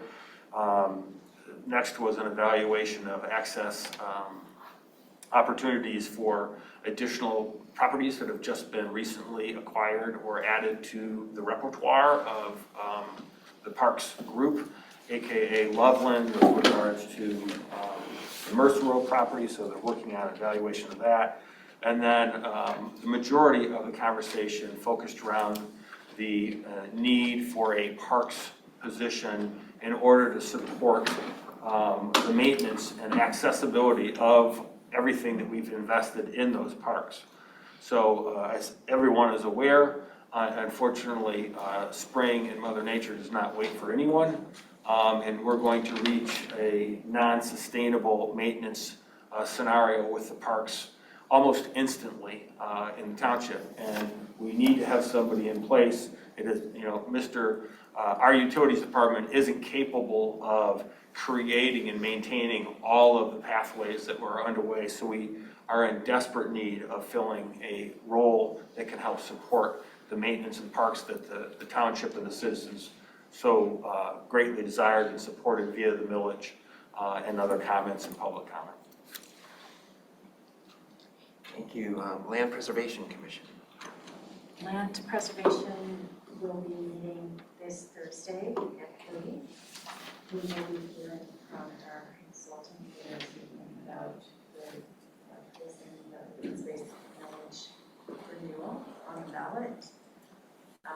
And this Thursday, we will be considering the applications for the RFP for our Buy Protect Sell, our pilot Buy Protect Sell project. We got a number of very good applications. We will be reviewing them first. How many applications? I think it is roughly 8? That's great. This is for the RENS parcel? for the friends. And Planning Commission. Planning Commission, we've heard about some projects. We will discuss some today. The Planning Commission discussed last night having some educational workshops, or maybe not workshops, but at least a meeting and discussion to invite members of the public to share their concerns, to explore the process, explore the master plan, so that we can listen to and try to address concerns about the planning process. So be on the lookout. We'll try to get that. We weren't sure when we can schedule it. It has to be a time when there's not another project, but we'll try to get that scheduled for the summer. And Sustainability Task Force? The Sustainability Task Force is aiming to pull together materials from all the different working groups and subcommittees and get a draft of, just the general questions, issues, concerns, resources needed to the Planning Commission later this summer. And then we're really starting to ramp up with our student project team to do some outreach engagement, try to go out into the community, figure out people's concerns, figure out where they stand on some ideas that have been generated, and also gain their ideas. So really starting to work on the public engagement, and then anticipate something coming to the board late fall or early or winter. Thank you. And Trustee McLaughlin, are you prepared to report on the TAP committee? Well, I can report that I've had separate meetings with Chris Nordstrom from Carlisle Wortman, as well as Roy Townsend, who spoke earlier this evening, and reviewed some of the plans that they've developed, the Transportation Alternative Planning Committee, and the importance for maintaining the grants and hitting deadlines and looking at timelines. Now, the first meeting I will attend of TAP is tomorrow, so I presume I'll have a more thorough report at our next meeting. Thank you. And Roads Advisory Committee. Yep, I want to say, David, thank you for everything. You've been the best administrator/manager that this township has ever had. Don't leave us, Dave. And you're going to be sorely missed. I am so sorry that you're going. We'll talk more later. So the Roads Committee heard from residents from Liberty Hills regarding longstanding drainage issues at their last meeting. Donna was present at the last meeting and spoke to the group, answered questions. We discussed a timeline for renewal of township-wide SAD that would most likely start in 2023. The amount of such a renewal has not been discussed. And we also had an update on the 4 SAD neighborhoods that will potentially start their road work this spring. That's it, thank you. Well, David, I'm surprised Can I ask one favor? Sure. Can you move the flowers? Sure. They do seem to be sort of camouflaged there. Thank you. They were like talking to the burning bush or something. I'm caught off guard, and I hope to talk with you more about this. I would like to understand what brought you to this decision. You brought him to this. You're so funny. You shutting him down 6 times in front of public, Obviously not the moment to talk. disrespecting him all the time. But I do want to talk. I guess in items to report, we had the first of our township coffee hours on Saturday. I want to thank Treasurer Palmer and Trustee Courteau for joining me, and I think we had about 10 or 11 residents. We talked about a variety of different topics, learned about some issues that some of us weren't aware of, but it was a good first event, and I hope that we have these occur on a monthly basis going forward, and there'll be opportunities for other members of the board to sort of rotate through and take a turn meeting with residents in a sort of in a more informal kind of conversation. And also, I want to make sure that I share that there's a Jackson Boulevard Cleanup Day scheduled, co-sponsored by the Scio Township DDA and the WWBA, I guess the Western Washtenaw Business Association. And that is this Saturday, April 16th, from 9 to 10:30 a.m. And if you want to sign up, you can contact Bob Stites, who is the Scio Township DDA chair. And as an enticement to those who volunteer, there's refreshments afterwards at the Grand Traverse Pie Company. And with that, we can move on to the consent agenda. Mr. Supervisor, I have a question, if I may. Sure. Were you going to ask the board to set the special meeting for the fire department? Oh, that's right. Oh, right, I'm The, sorry, I'll we get it talked right. about Closed that. session. Thank you, we talked about that just this morning, and, this morning. We need to have a closed session of the board to discuss negotiations with the firefighters union. And the proposed time would be 7 o'clock next Tuesday. That's, what is that, 9? I could make a motion? Yeah, would you like to make a motion? I'd like to make a motion to call a special meeting for Tuesday, April 19th at 7 p.m. for the purposes of discussing union negotiations. And I'll just say to the public, we will plan to go into closed session for that. That's one of the few reasons under the Open Meetings Act that we're allowed to go into closed session is for union negotiations. I'll second. Okay? We don't need to do a roll call for this. All those in favor, say aye. Aye. Aye. Those opposed? Motion carries. And with that. No, I got one more question. Oh, no, one other one. But wait, there's more. There's more. I do have a question for the treasurer. Were you going to make your remarks on the millage issue or wait for another opportunity? I thought we had some conversation about that. We had. but with what I was trying to get done today, I didn't prepare them, so I want them carefully prepared. Okay. And we'll do it at the next meeting, or I'll send it out to the board. All right, fair enough. Okay, thank you. Thank you. Anything else? I'm fine. Okay, then in that case, the consent agenda. Is someone prepared to move the consent agenda? So moved? Moved by Flintoff. Support by Corto. All those in favor say aye. Aye.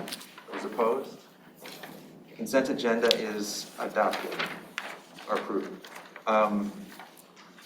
That brings us to unfinished business. And the item of unfinished business is the plan to address the payroll and accounts payable functions. And I would turn to you, Township Administrator.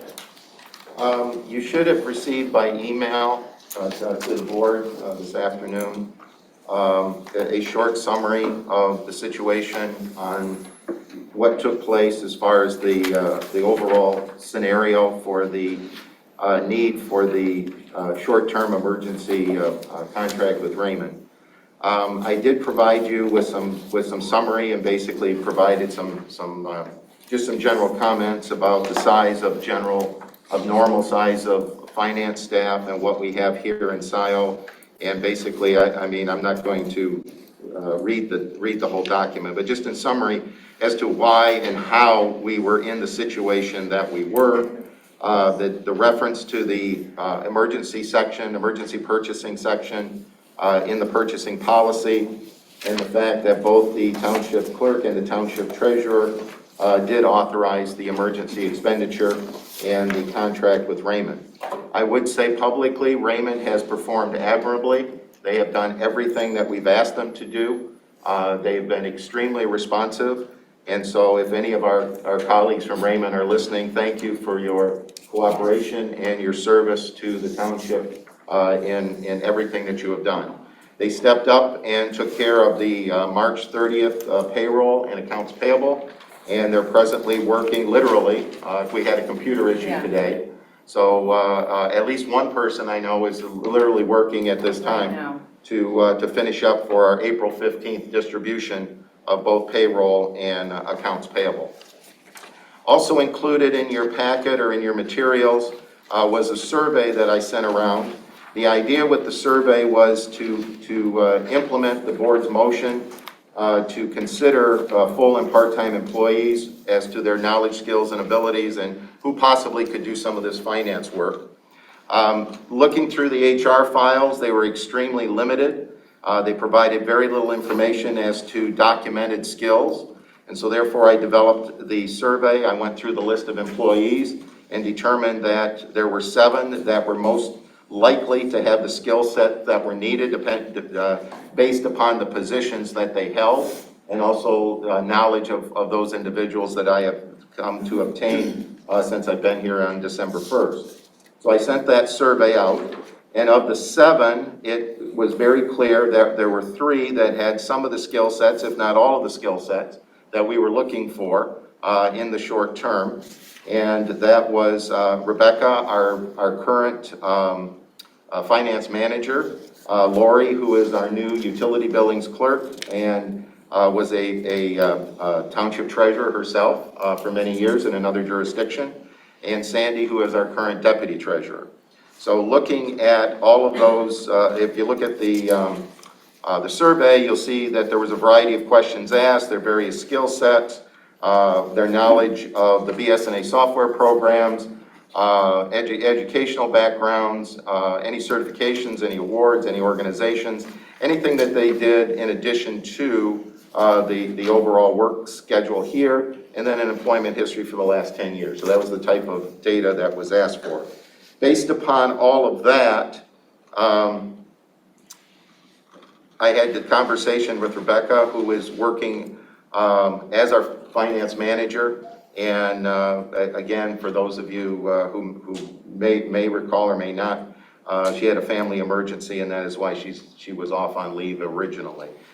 We did reach and sign a memorandum of understanding so that she is permitted to work on a remote basis, on a hybrid basis, She will be in the office as time permits, as she takes care of her family in this medical situation. That memorandum of understanding is in effect until June 30th of this year, and that memorandum was in keeping with past practice of the township based on other memorandums that I have read in the personnel files. With that, I reviewed and made the determination that the primary person, if you did not wish to go with Raymond, the primary person would be Rebecca, based upon her schedule. If for some reason she is not available, Lori Carey does have additional skill sets in BSNA program, the current BSNA programs, and she could be a secondary task person. Sandy also has some experience in BSNA programs, but in conversation, one thing that she did say is that the current version of the accounts payable, she would need some additional training in. I'm not sure exactly the level of that, but it's certainly not an unsurmountable feat. That's something that could be done. However, she did also indicate that she's extremely familiar with the utility program and also has provided those services for LASA as well as an independent contractor, I guess, for lack of a better way to say it. So basically, my option, or the options that were presented or are presented, is that the board may maintain the agreement with Raymond, as it was negotiated with them in good faith, and they certainly have complied with all aspects that they have done. If you choose not to go forward with Raymond, then you need to consider Rebecca's schedule, which is still a little on the uncertain side. We're doing our best to narrow that down, and so is she, but there will be some variation in there. Lori's capacity would be somewhat limited as well, because she is a part-time person here in Scio at the utility department. This was not a full-time position that was filled. She was part-time. She's also part-time working in another jurisdiction. And also Sandy could be available. Again, that's assuming we have cooperation of the treasurer, and I'm sure we do, but to assist with utility billing. I did not list Sandy as the primary person or the secondary person. I did her as the backup, simply because, for one, she is the only staff in the treasurer's department other than the treasurer herself. I did not want to impede the activities of the treasurer in any way. And also, Sandy is very knowledgeable in utility billing by many of her accounts of that program. And also, if Rebecca and Lori are the primary on the accounts, then you don't have any of the issue with the separation of duties between the clerk's office as far as accounts payable and payroll, and the finance function, and then the treasurer's office with the duties that are assigned there. So the recommendation, after all of the review and all of the study and all of the questions and all of the answers and everything else went into it, I still would seriously recommend consideration to maintain the agreement with Raymond through the end of June 30th that was originally proposed and was originally entered into. In that way, we can get through the situation, and we can also ask Rebecca as we go forward for additional information. And then also we can have a conversation here shortly about positions that need to be filled across the organization, not just in finance, but across the organization. But clearly, finance would be part of that conversation. So that's kind of a summary. Thank you. And I want to add my voice. I'm sorry? Where are those materials? Which materials? You said there was material, the spreadsheet and materials. I don't see them in the packet. I was referring to the survey. Yeah, I don't have the survey. Oh, you didn't have that? Oh, okay, I'm sorry. That wasn't in your... It should have been all attached. In the email. Yeah, if you just keep scrolling down. I didn't get it. I'm sorry, but I have not had a chance to read any email. Okay. Yeah, this was only sent today. It was a later Okay, arrival. sorry. No, you're fine. I came to work to a closed session and then. I understand. Right. No, Okay, I'm sorry. No. So you're referring to it, and I'm wondering where it was. No. I got it. I think, are those extra copies? Christie was going to make some extra copies of the. What, this? Yeah, No, that's my packet. What's that right there? Is that? Well, I don't mean to take somebody's, but. No, I just have the mine. I one. have it on my screen as well, but I thought there were extra copies that were going to be distributed, but in any case, it was part part of what was distributed. I just wanted to add my voice to the thanks to Raymond. I had an opportunity to talk with Nathan. Balderman, I guess, and Nate. Rich Carpenter. Uh-huh. And I wanted to publicly say what I said to them, and that is that the township is grateful for the work that they have done, and that the discussion within the township about whether to continue the contract or the basis upon which the initial agreement was made with them is not meant to reflect on their performance or them as an organization, it's not a judgment about them, about their ability to do the work.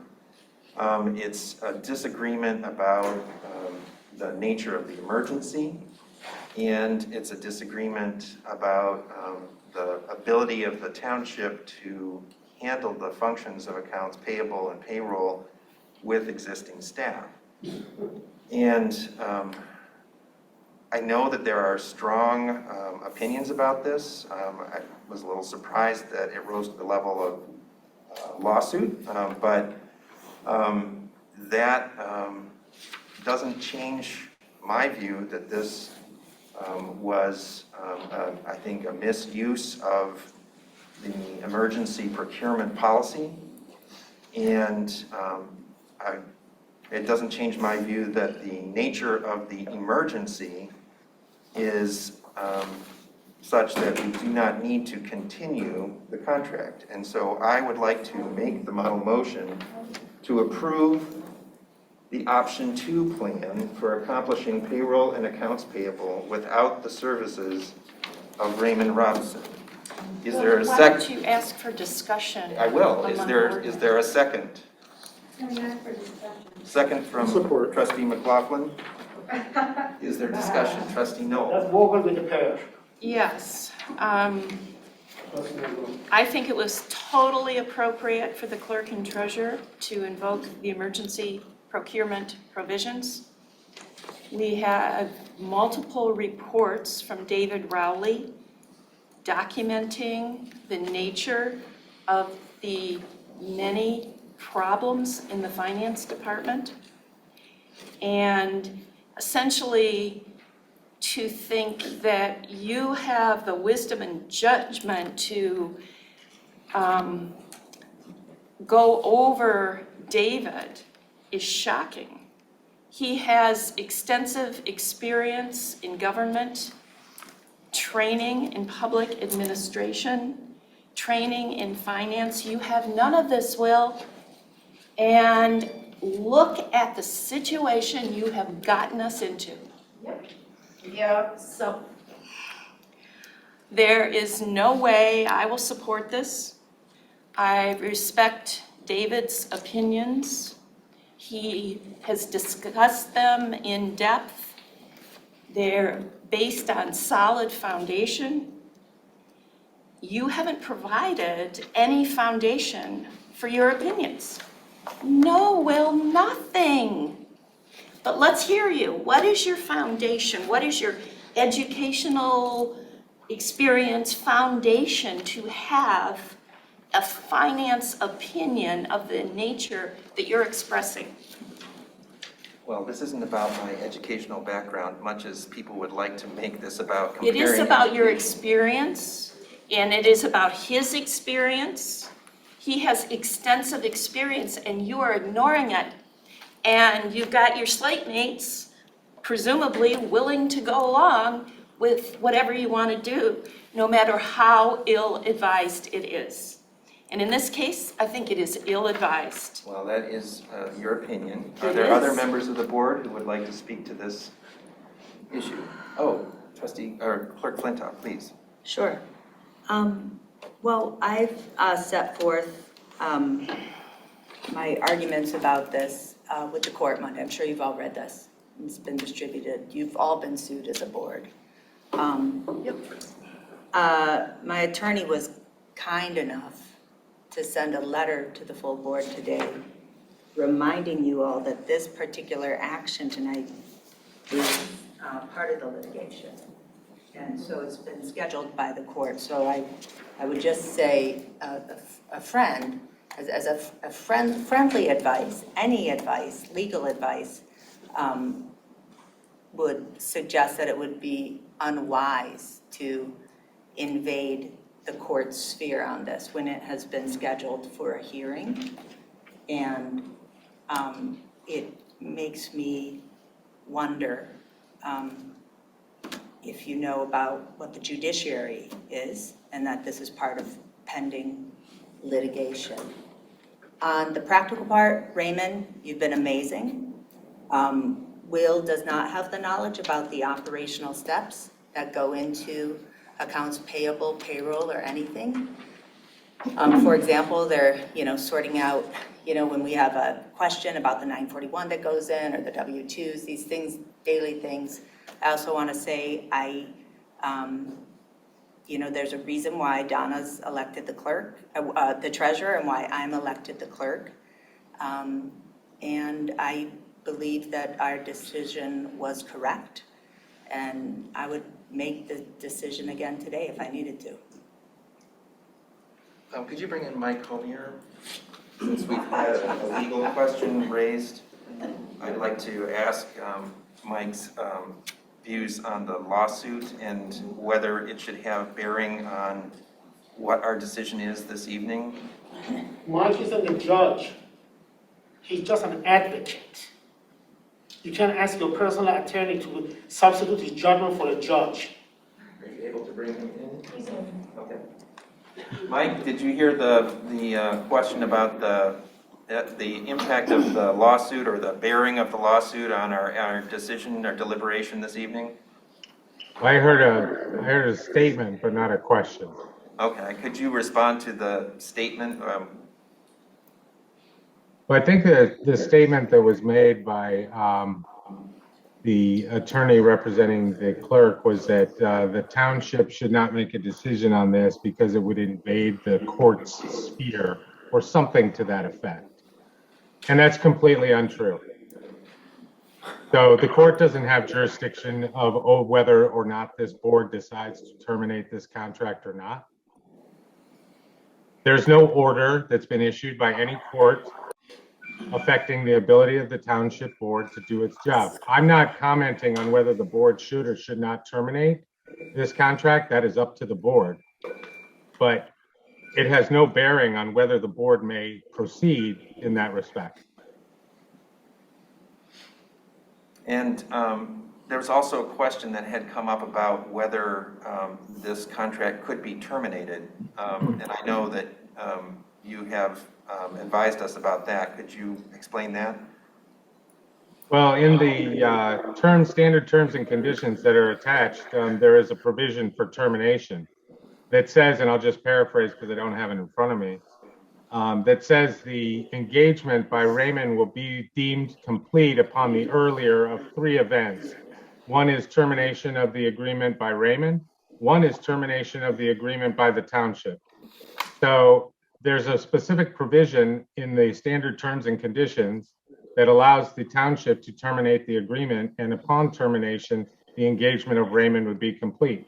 Now, the township would be liable for any work done up until that point of termination, but that's what the standard terms and conditions says. So if we terminated as of today, as was the motion at our meeting on the 22nd of last month, then it would be through today, presumably. Presumably, that's how I read it. Yeah. Thank you. Are there any other comments by members of the board who have not yet spoken? Trustee Jerome. Well, my comments come with a certain level of difficulty. I am shocked. I had no idea, and I'm disappointed because not in you as an individual, but because of the opportunities that I think that the township was getting the opportunity to address and understanding obviously the complexities of the BOT and its mechanics. I'm sorry to see you resign. That I'll say just offhand. I will say that, and this is what I was trying to get at the last meeting, I was looking for some form of compromise in terms of, I'm trying to understand an emergency condition, which I don't feel is present currently, now that Rebecca is available and Lori and Sandy can make things occur. Now, there's two things that are being conflated together, which is financial responsibility and changes to the finance department, which absolutely need to be improved. I had submitted some questions and some information that I was seeking. I wasn't aware that other things were going on in your mind that you didn't want and couldn't address those.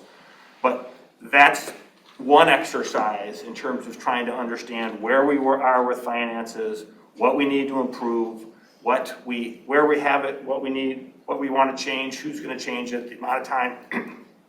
And I provided a long list of questions with regards to that. Hopefully we'll get that in regards to taking a look at what we need from a finance perspective.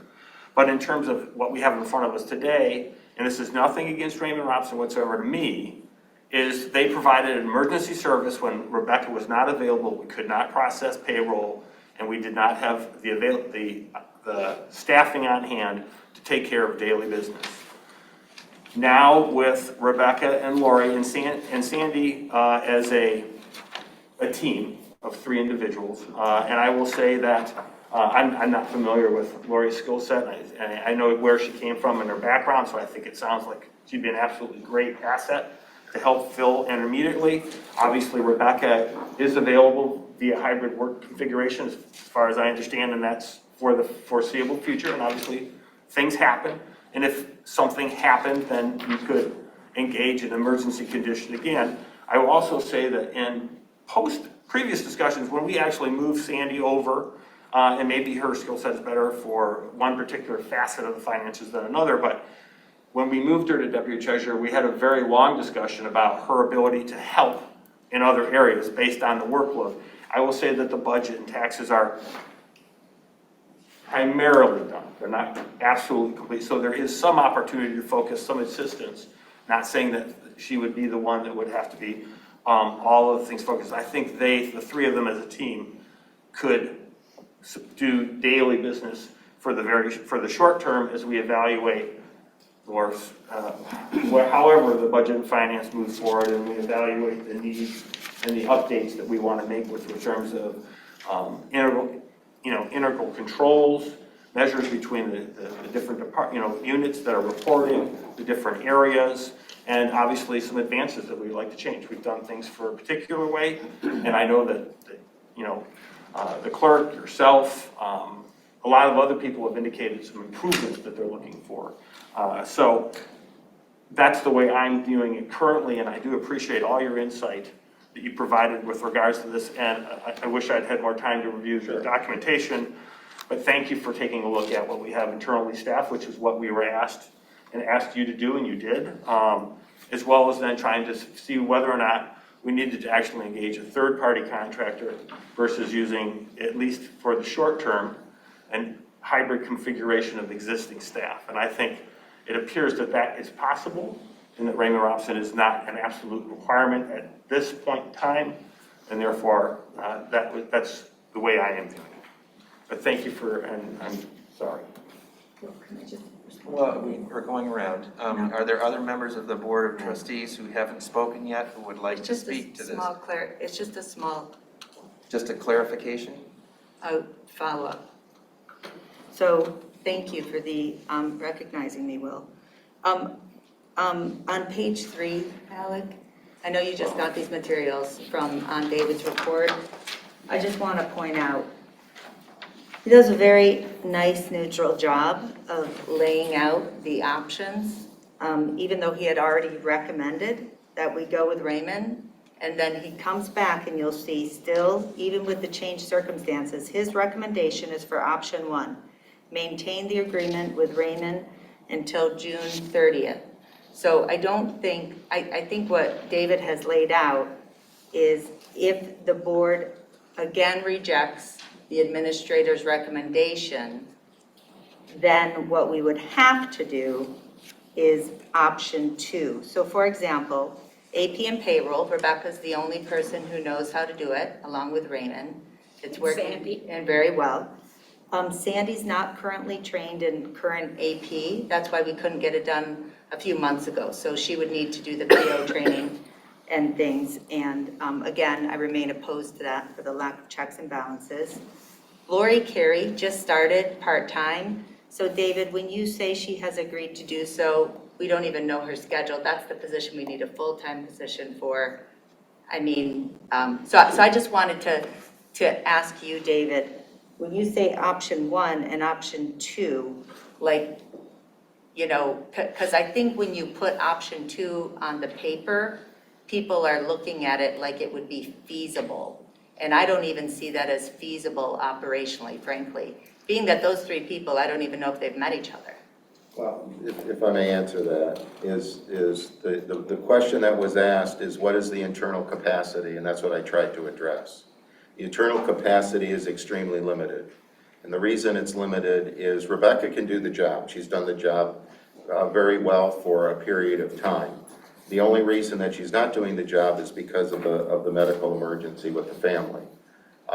So that still is in play going forward. She's doing her best to give us a schedule that she communicates with me on a regular basis, and also to do anything that we ask of her when she's not physically in the building, when she's at home.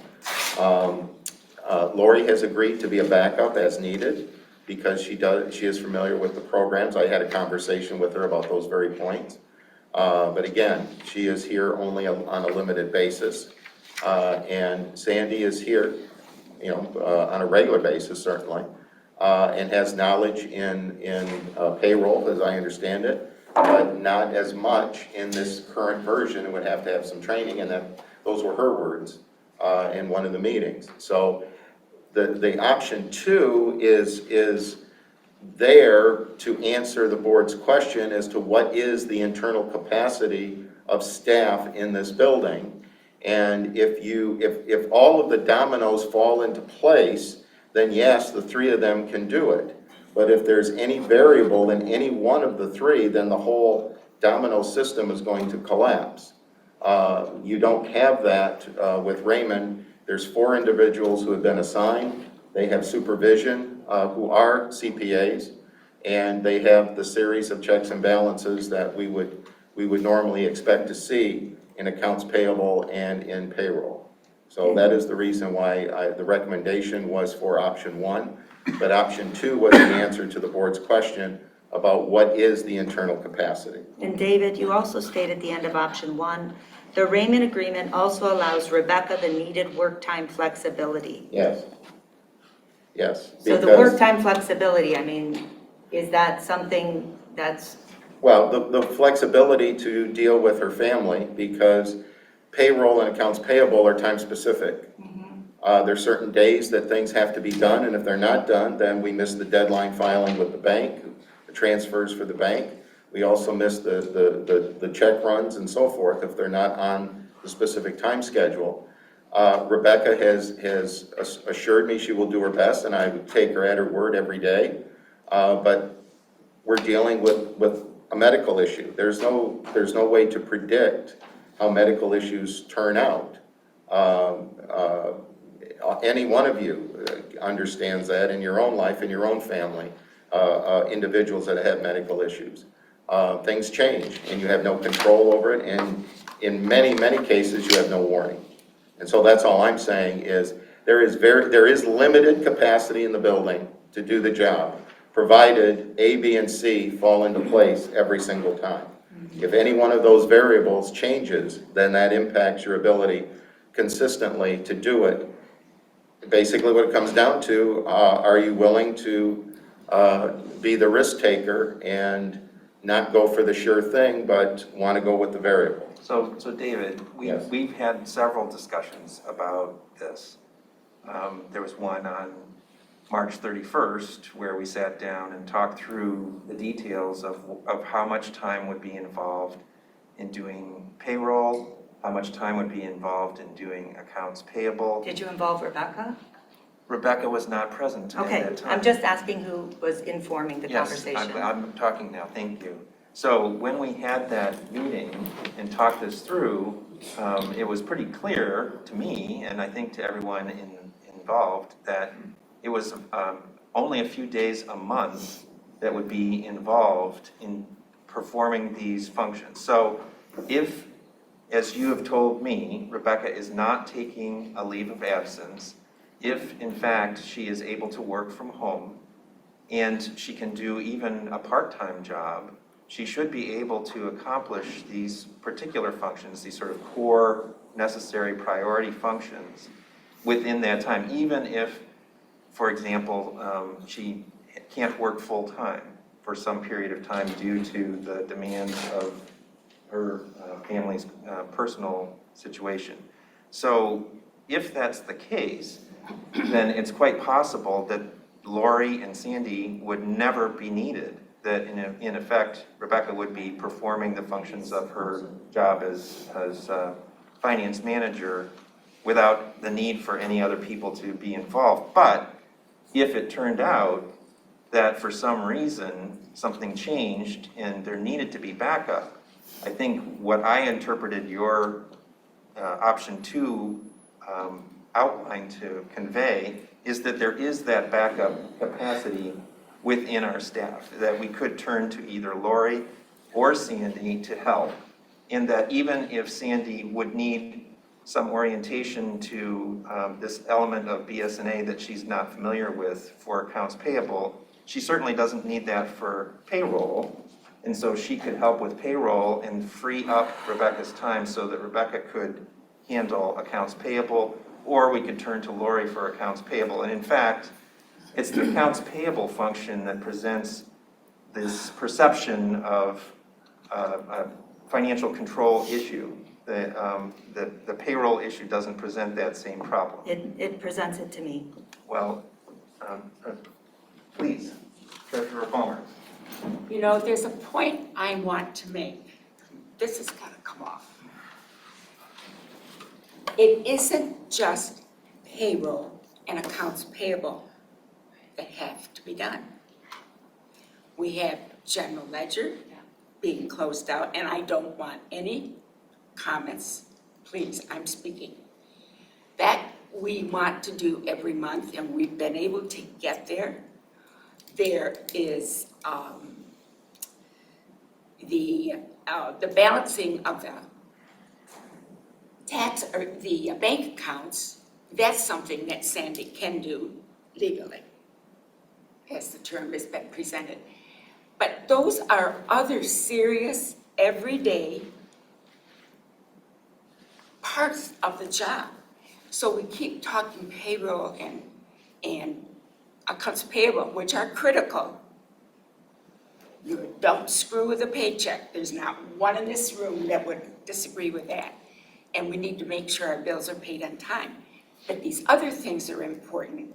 So as we're looking at the capacity, all of this is true that's been presented, but we are missing those 2 components, and there's other things, that Rebecca in her position has done. So we need to address all of this. It's not just 2 things. And I know they're all important. So I think we have to look at, I don't know really what Raymond is doing, except they were the emergency person to make sure payroll and AP was done. And there have been some struggles. They said they could do it. Well, guess what? Everybody is different. So there's been a few things, but we need to be cognizant of the other things we can't get behind. So the whole picture has to be looked at. And I want the entire finance staff included in sitting down. We've got pieces, let's get them together and get input. I mean, everybody is talked to and brought in on sitting down. Because everyone's got some really good ideas. So that's, yes, payroll and accounts payable are important, but there's more to that job that Rebecca is doing. And I do think, It's huge. I think we can work for a short time with what we have. But David's right, one person goes down, and it's like playing in the NBA game of the year, and your key players, 2 of them get hurt. It's tough on the rest of the team. David? Just 2 comments. One, I spoke to Rebecca about the time commitment, and she offers a different opinion than what was expressed at the meeting of March 31st, that it actually is a longer process than what we were, than the estimates that they were given. And I would certainly take Rebecca's opinion simply because she's the one that's been doing it for the last few months. So she would have a much better grasp for how much time that it's taken. Several years. What was her? I left the chart, to be honest, and I can provide that for you tomorrow, but I don't have the chart with me. It was more than the 8 to 10 Yes, days that they yes, came it up was. with? Yes, it was. And I'd be interested to see that. Sure. And the second point is, if you look on my document on page 1, the second paragraph down under background, the paragraph begins the finance manager. If you go down towards the bottom of that paragraph, in addition to the payroll and accounts, this goes to what the treasurer was mentioning. In addition to the payroll and accounts payable issues, there are also lapses in the workload of the general ledger year-end closing for the fiscal year that ended on March 31st, 2022, and the preparation for the annual audit, which is tentatively scheduled to begin in early June. None of those things are currently being done on a regular basis. Yeah, though she has been, I'm sorry, but the bank statement reconciliations, some of the general ledger cleanup, that's stuff that she's been able to do some of. Okay. And that's because it's more flexible. I will say, my understanding of her current arrangement with you, her schedule is unreliable, and I don't feel responsible as a township putting the most regimented, Yes. important payroll and AP on a regular schedule, on a staff person who has the most unreliable schedule. I'll also say Raymond's been outstanding to work with David and I as we've pushed things through. Are there members of the board who have not yet spoken to this who would like to speak? I had some additional questions. Well, I want to make sure that That's we fine. offer an I'll wait. opportunity to I'll wait. those who haven't yet spoken. Patrick or Jacqueline? Well, I agree with Alec that I thought that this didn't raise the occasion of being an emergency. From my understanding, the procurement policy, when there's an emergency, it's really designed and intended to respond to something like a water main break. No. Or sewage backup, or something like that that would require immediate attention. The proposal that David has presented, option 2, which takes advantage of the internal resources, would appear to me to be suitable for maintaining the required work that we need to get done. I also agree, though, that, additional finance staff is really required, and I appreciate the fact that you've done some initial research into the skills gap and the needs that we have internally. I think that all needs to be addressed, but I think in the short term, his option 2 is a viable alternative. Trustee Cortell. I did want to thank you for providing the staffing analysis. I know that's something we've discussed on a number of occasions, and I appreciate having that. I hear there's a lot of work to be done, and I see competing models for how to get it done. I'm still pondering the issues, so I'll just stop there.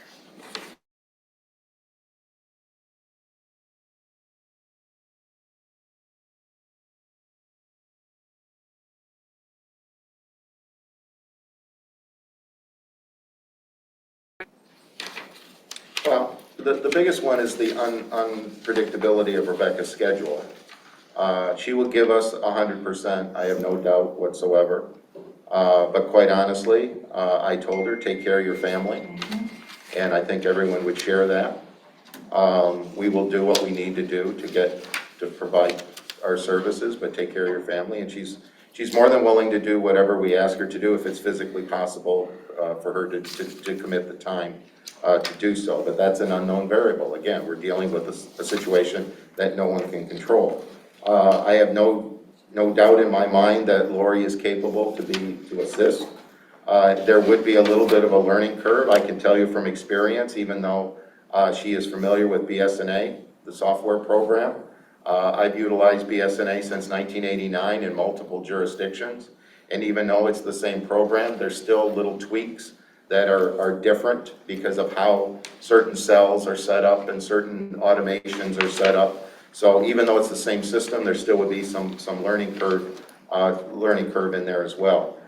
The other issue with that is, again, Lori is a part-time person. She's here 20 to 25 hours a week, generally in the mornings, 8 to 12 or 8 to 1. Those are her schedules. That's what we agreed to.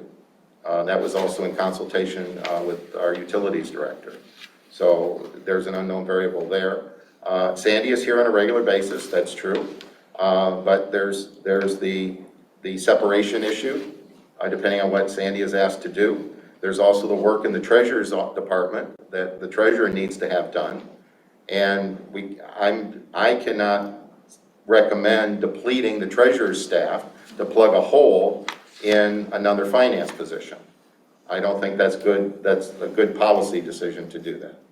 Do you feel there could potentially be some depletion in the utility department staff by having the part-time accounts person There already is. pulled? There already is. But if she's pulled now even more, I mean, she's not doing these duties yet. I mean, if she were to be pulled to do them, then there's nothing in Well, utilities. here's what you'd have to do. If Lori was pulled out to do an accounts payable or payroll function, then you'd have to move Sandy over to pick up the extra utilities function. So it's a chess game. You're moving pieces all over the place because you're literally asking, well, look at it this way. Right today, right this very minute, Sandy is a full-time employee, okay? Lori is a part-time employee, and Rebecca is a variable employee, depending on family circumstance. So basically, you have less than two full-time positions. And I don't know who wrote that up there, but that black list there, I'll just say for the board's reference, is accurate.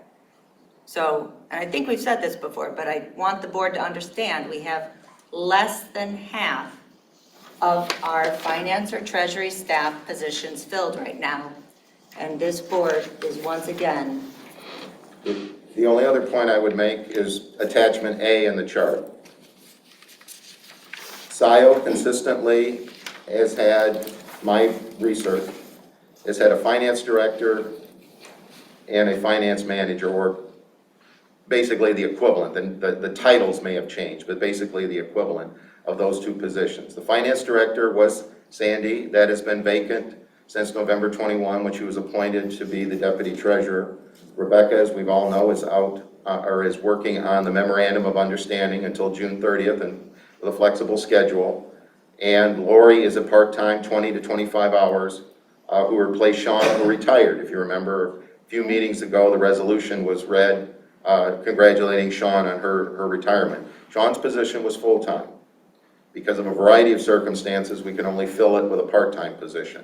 So if you look at my chart, you have less than one full-time equivalent capacity of full-time in the finance and a half position in utility, where if you look at a typical jurisdiction of this size, you're somewhere in the 4 to 5 range of full-time employees, which includes a utility billing clerk. Utility billing generally is under finance. It's not under utilities. It's under finance because it's an accounting function. And the only thing there is there's not 3 assistant managers. Those are different titles for basically the same job, depending on what jurisdiction you're talking about.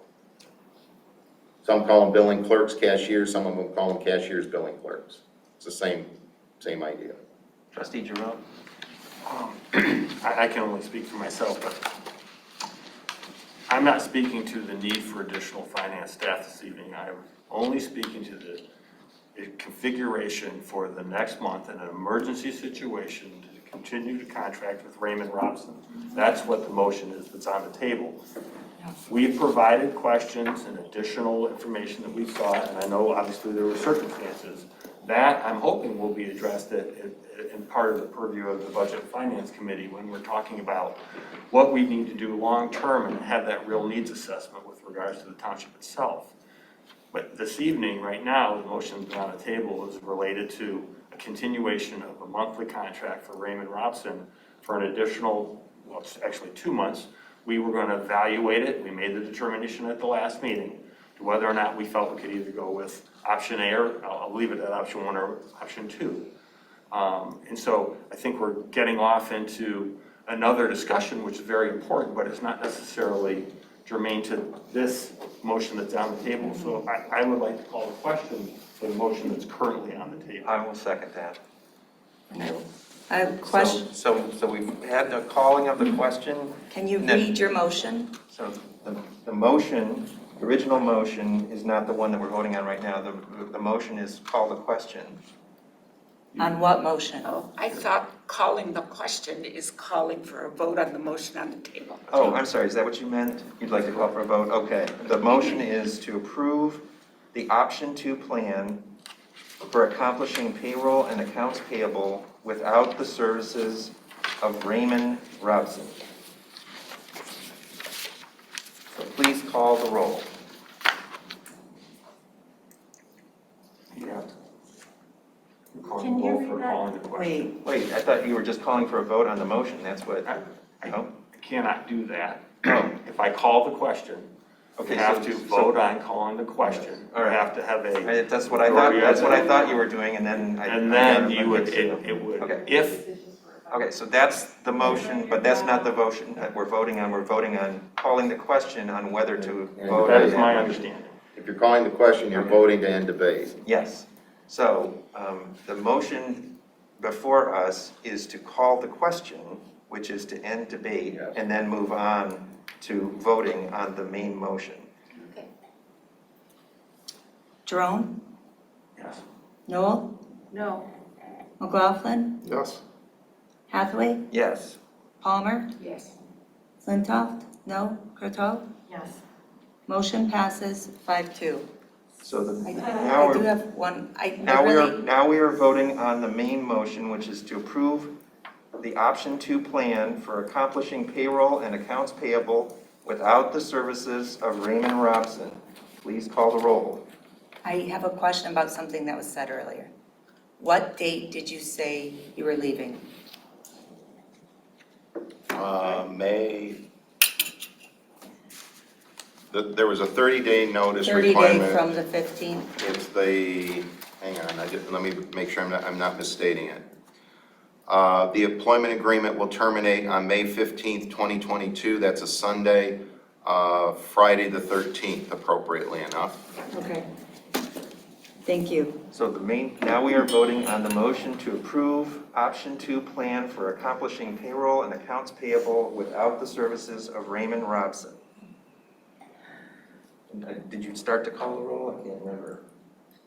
No. No. And so another motion by Hathaway, support by McLaughlin.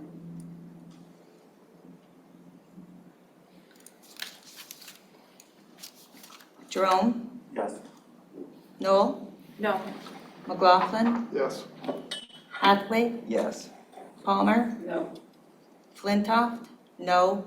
Croteau? Yes. Motion passes 4-3. I want to note the 3 dissenters, Noel, and it includes your treasurer and your clerk. So So we're moving on to new business. The first item of new business is the annual agreement with Washtenaw County Road Commission.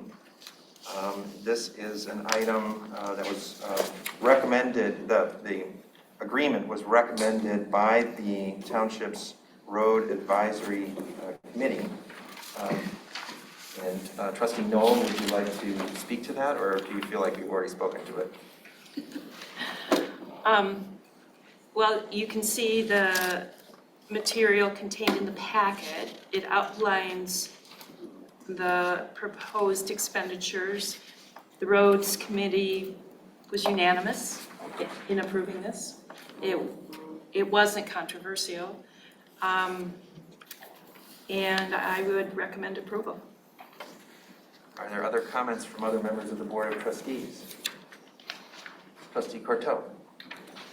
For the dust control item, would it be possible for us to get the dates, the date ranges from the Road Commission and post the warning that we did last year as well for people with Thank you for the reminder about that. sensitivities?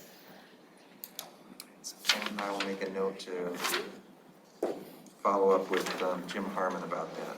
You're going to do that, Will? Yeah, I can do that if you, Okay. or unless you want. No, no. Okay.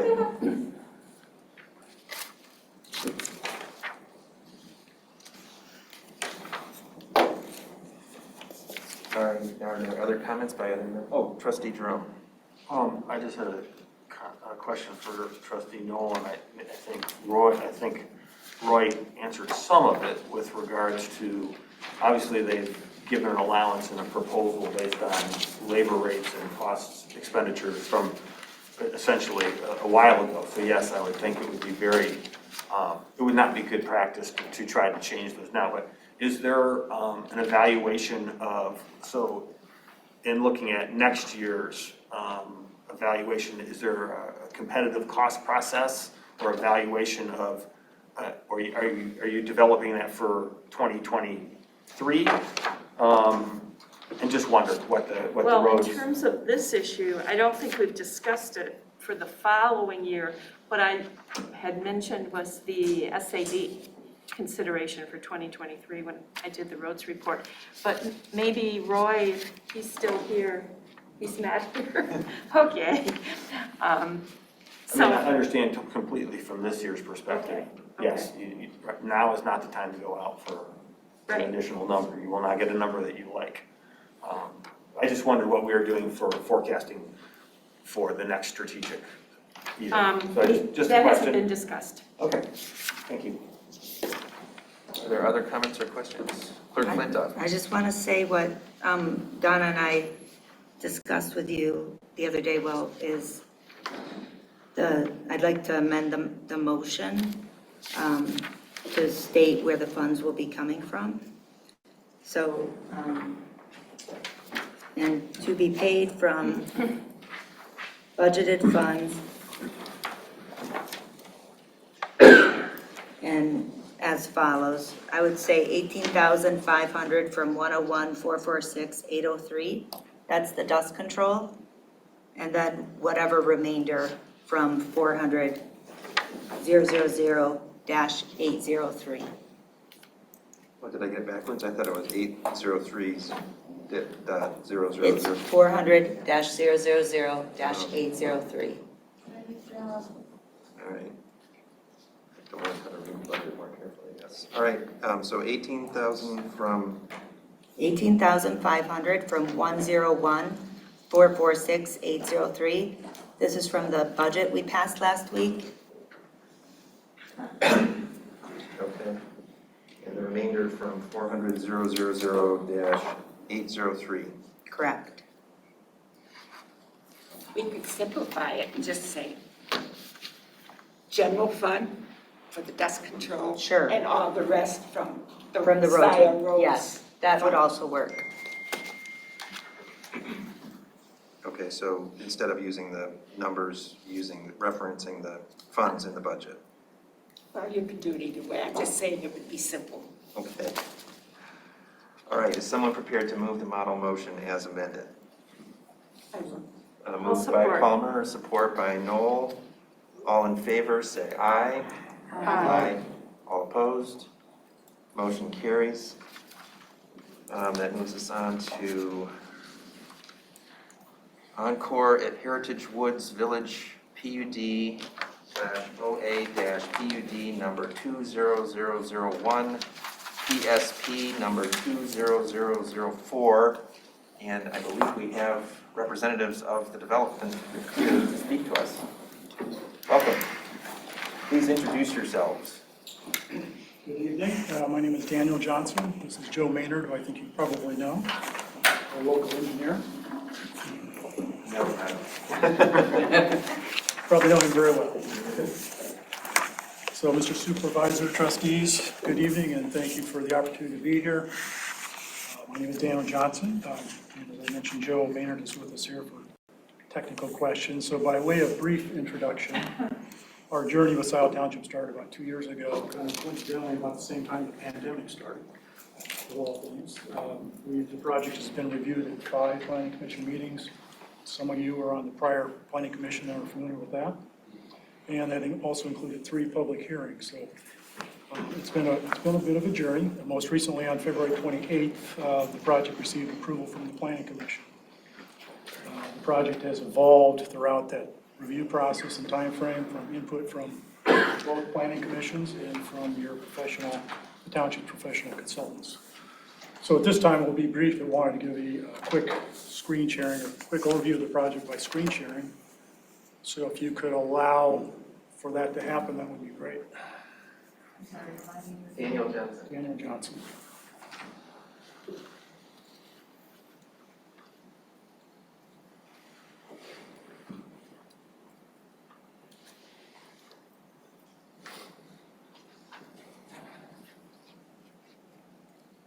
I guess I'm being promoted to a panelist now.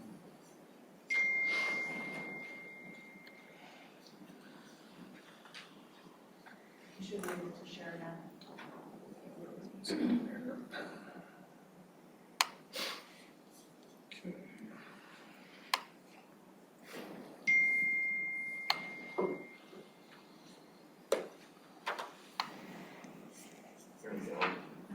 Close here.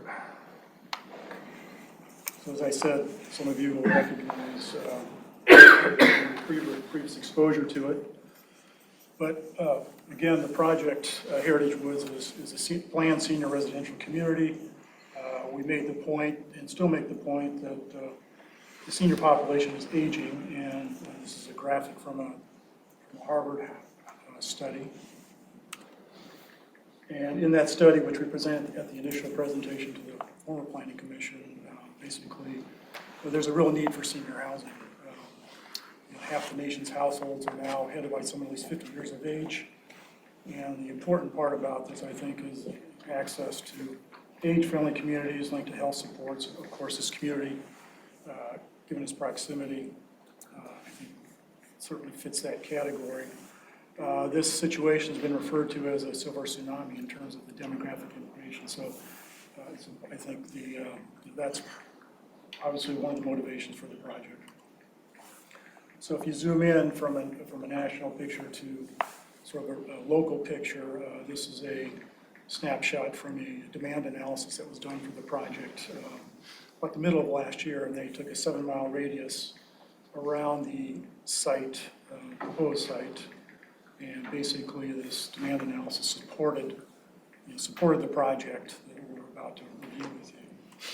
So one of the things that we did in terms of the, of course, looking at the master plan was recently adopted late last year.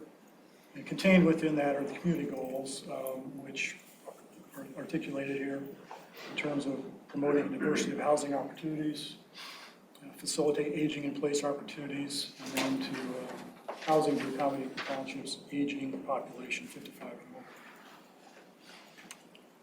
And moving to the conceptual site plan, as you probably know from your packet, the site's located just north of 94, just west of Baker Road. You enter the project off of Baker Road, there's an existing stoplight at that location that would be improved to allow for westbound traffic to use it. So traffic improvements there. Then you have a boulevard, which is about a 1/4 mile long, and it's 2 lanes in each direction.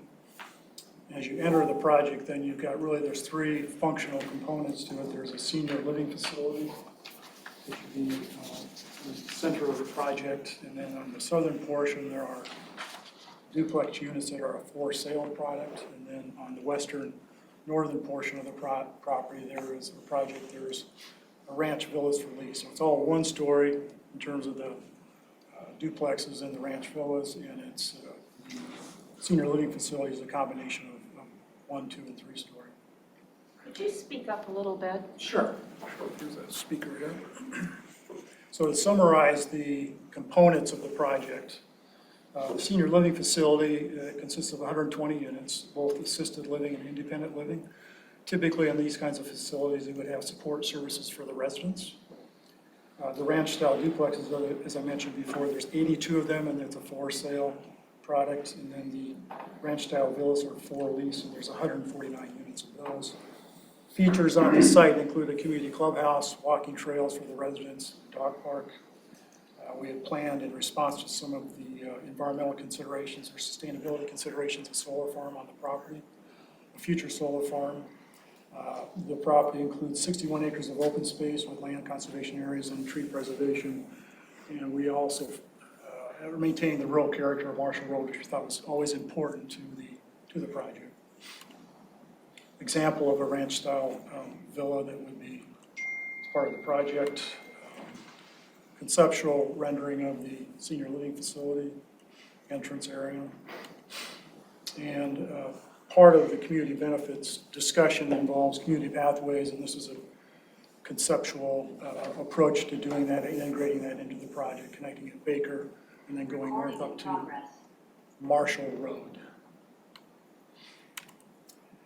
Once again, going through the planning process and the recently adopted master plan. This is an excerpt for the plan, the PUD goals that are contained within your master plan. And there are 7 items, and you kind of check the box on all of these. I'm not going to go through them in detail. But addressing the master plan goals in terms of the uses, is the senior uses we thought was certainly an important one in this list.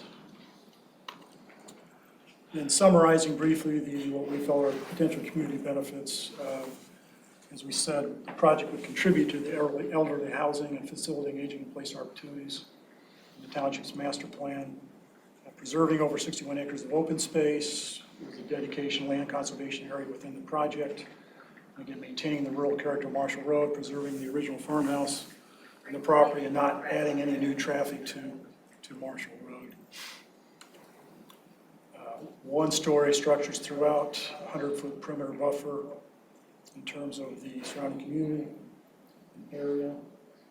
Community pathway integrated into the project, reforestation elements within the project, and utilizing best management practices for the stormwater management systems on the project. Related community benefits, there will be permanent jobs at the senior living facility, of course, construction jobs with positive residual effects to the regional economy and local service sector businesses. And of course, the project would enhance the local community tax base for the township, county, and school district for supporting community services as compared to the existing land.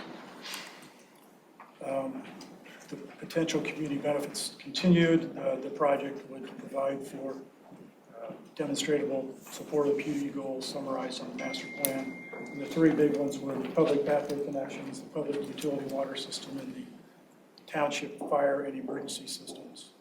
So a future development agreement would provide for those contributions consistent with other PUD precedent projects in the township. For example, Woodview Commons, which went through the system pretty recently. We'd like to thank you all for your consideration and for your service to the community. Happy to answer any questions you have. Thank you. Cody, do you want to add anything, or are you just... I think you did a great job. I'm here for support. All right. Are there questions from members of the board? Trustee Knoll. So I didn't quite understand, is the complete development just restricted to seniors? It's age targeted for 55 and above. Okay. when you say age targeted, it's not restricted. Correct, it's not restricted, it's age targeted. Okay. And so when I was reviewing this, I noticed that in the Carlisle-Wortman report, there was mention of concerns in the planner's January 4th, 2022 report or review, and that wasn't in our packet.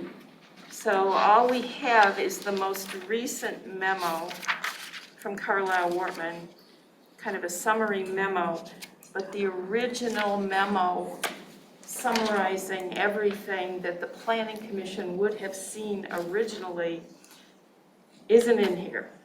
Is Carlisle-Wortman on? Yeah, I think, you bring Doug on. Doug Lawson.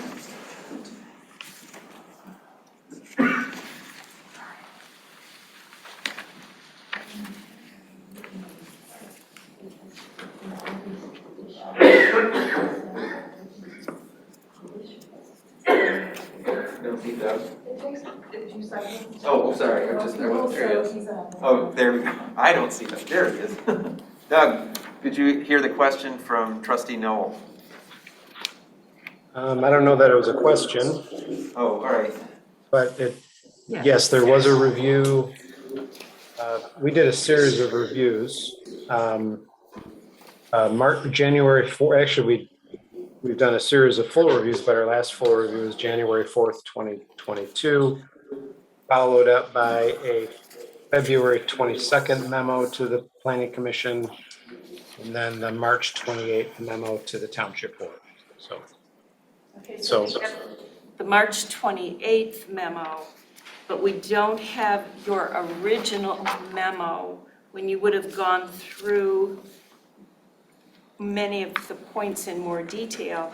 And in our packet, it says the resolution is based on satisfactory resolution noted in the planner's January 4th, 2022 review issues. So we don't know if those issues from way back in January have been satisfactorily resolved. Yeah, the Planning Commission, in their approval,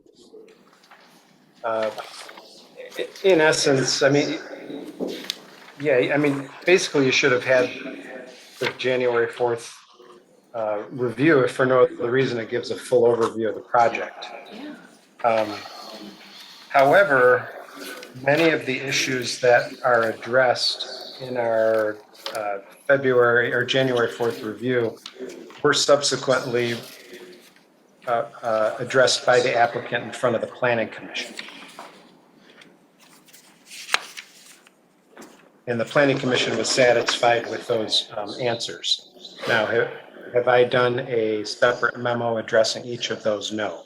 But those were presented by Mr. Johnson in front of the Planning Commission and found to be acceptable to the Planning Commission because obviously they recommended approval of the PUD. So just, I'm sorry, I don't want to cut you off, but I just want to make sure I understand. So Doug, this language for the motion, the model motion, came from Carlisle-Wortman, and if I understand correctly, the reason for including the references to those is to make sure that when the board gives its approval, that it includes all of those earlier conditions, it references all of those earlier conditions that the Planning Commission imposed during its deliberations. Yeah, that would be a safe thing to do, just to make sure all of the items would be addressed at the final PUD stage. And if I could back up just a second, I think it's helpful. I always like to talk about the process of PUD, particularly for those in the audience and those that might be listening or watching at home. So the PUD process is a site plan, or I should say a rezoning to a specific plan. So the applicant is proposing to rezone a piece of property, and if he's successful, the only thing that he will be able to build is exactly what is shown on the approved site plan. In this case, we're in the preliminary stages of the PUD review. There's a preliminary and a final. There's a public hearing required at the preliminary stage, and it was mentioned by the applicant. I think we had 3 public hearings on this case. And then there will be another public hearing at the final stage of PUD review held in front of the township board. So at this point, where we are in the process is the point where the township board has to be comfortable enough with this plan that it would move on for final PUD submittal. Preliminary PUD approval doesn't allow the applicant to construct anything, doesn't allow them to build anything, touch the ground, except maybe for soils testing, that sort of thing. But all it does is allows the applicant to move on to the final stage of review. It's basically the township saying, yes, we believe you meet the goals and intents of the PUD ordinance, and you can move on to the final stage where at that point, a final detailed site plan will be required with detailed engineering. And although the applicants provided some preliminary engineering, there's still quite a ways for this plan to go. So this is the second formal step of the process. The first formal step was getting a recommendation of the Planning Commission. Now we're getting an approval of the preliminary PUD, or perhaps at some point in the future, an approval of the preliminary PUD by the Township Board. If you grant approval, the applicant then has the ability to file for a final PUD, which will be an even more detailed plan review process than what we're going through right now. So that's the process, and I think it's always important to kind of go over that process for those in the audience, and especially so you know that even if this preliminary PUD finally does get approved, either tonight or at some meeting in the future, that this doesn't mean they can start construction. This just means they can apply for the next step in the review process. So, with that, you did have our Supervisor Hathaway mentioned our March 28th memorandum. That kind of gave a summary of the project and a kind of the action of the Planning Commission. And if there's any other questions that you might have at this point, I'd be happy to try to answer them and help you understand the process if there's any confusion there. Well, I still have, I've got a few more questions, and I still have concerns that we didn't see this January 4th report. It should have been in our packet.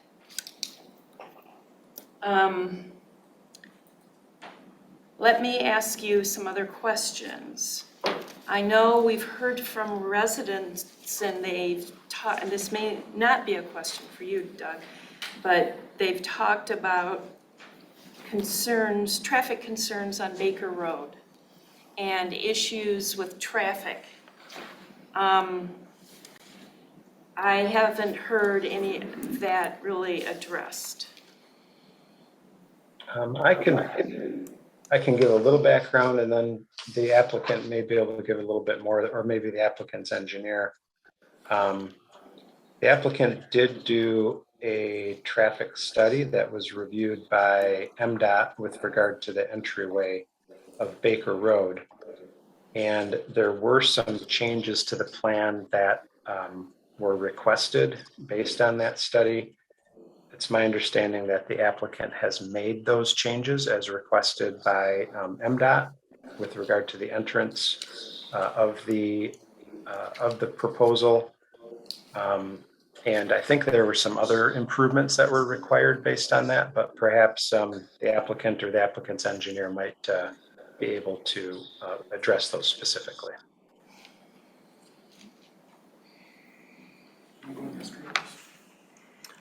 Long history. So the project has gone through the Washington County Road Commission and MDOT for review. We've had extensive meetings with them to look at different configurations of the intersection. We've come to consensus on one, basically what's on the plan now for a traffic signal at that intersection. A lot due to safety concerns, you need four-way signal at that location. When we ran the traffic model with MDOT, it showed, this project being a senior housing is not going to generate a significant amount of traffic at peak time. Most of the time, your seniors are leaving after peak time. So it doesn't create that, like a residential community would, that peak demand, everybody leaving, going to work. So you don't get that here. In addition, you've got a senior housing complex that most of those seniors probably don't have cars. They're going to be providing bus service to and from. The project also, as you know, is on a bus route. So we're going to have public transportation in the area as well for the residents. So I guess I'd look for specific details of that intersection that you're looking for then. I think there was if I understood your question, you were focused on Marshall Road. No, it was Baker Road. Oh, is it Baker Road? I'm sorry. He Okay. had mentioned Marshall Road, though. I just want to make a comment on all of these studies, which are required. MDOT will not be driving that intersection. And neither will many of the Washtenaw County Road Commission people. I go through that frequently, and I avoid it unless I have no other choice but to go down Baker Road. I am surprised that you're bringing this exit out to the light that's already there. Those people don't care coming off the expressway. I don't think that's just my thought. Why didn't you go up Marshall Road? Yeah, I guess from my recollection of the discussions, the road commission was particularly concerned about the Marshall Road, Baker Road intersection. And then secondly, in the earlier planning commission meetings that we did have, I would say the bulk of the resident concerns that were raised had to do with traffic on Marshall Road, which we wanted to avoid altogether. But you just said the traffic isn't going to be probably as heavy as this amount of housing normally would indicate. I understand, but still, the citizens in the area were concerned about the traffic on Marshall Road. I can vouch for that. I remember when we were serving on the planning commission, there was a lot of concern about any impact on Marshall Road in particular, because of the sort of scenic rural nature and not wanting the development. And I think the sort of compromise was to include, if I maybe that's not the right term to use, but there's sort of an emergency access off of Marshall Road, but it's not intended to be a regular route for the residents to use coming and going. Correct, it's gated for the emergency vehicle use only, as a secondary means for them. The primary one, of course, is at the traffic signal on Baker. And really that came from, in an earlier version of our site plan, we were actually using the parcel, parcel immediately to the north of where the entrance comes in. Was the original parcel that we're going to have the drive on. It's really direction from MDOT that encouraged us to go to the parcel to the south to get the alignment with the traffic signal because of traffic concerns backing up and what have you there. So it's really driven by the traffic experts. I know, the experts. The experts. They don't drive it every day. I understand. And why are you considering 3 stories? It's only partially 3 stories. I understand that came out. Are they going to have elevators? Of course, yeah. That really came out of a study. We had involved a local firm in the area, Silver Maples from Chelsea, did some consulting work for us, and that really came out of some of the recommendations they had made for, an operating model that would make sense for that location, based on the market study that was done. Trustee Noel, I didn't want to cut you off, if you still have more questions. I did. Let me just ask you a few more questions. Now, the master deed and bylaws are not in here. And I'm wondering where all of that stands. That's a step as far as the final PUD. The planning commission asked for those conditions of approval, and that's really would come as the next step, which I think Doug could attest to. Okay. Is that correct? Yeah, correct. Yes, that's correct. Okay.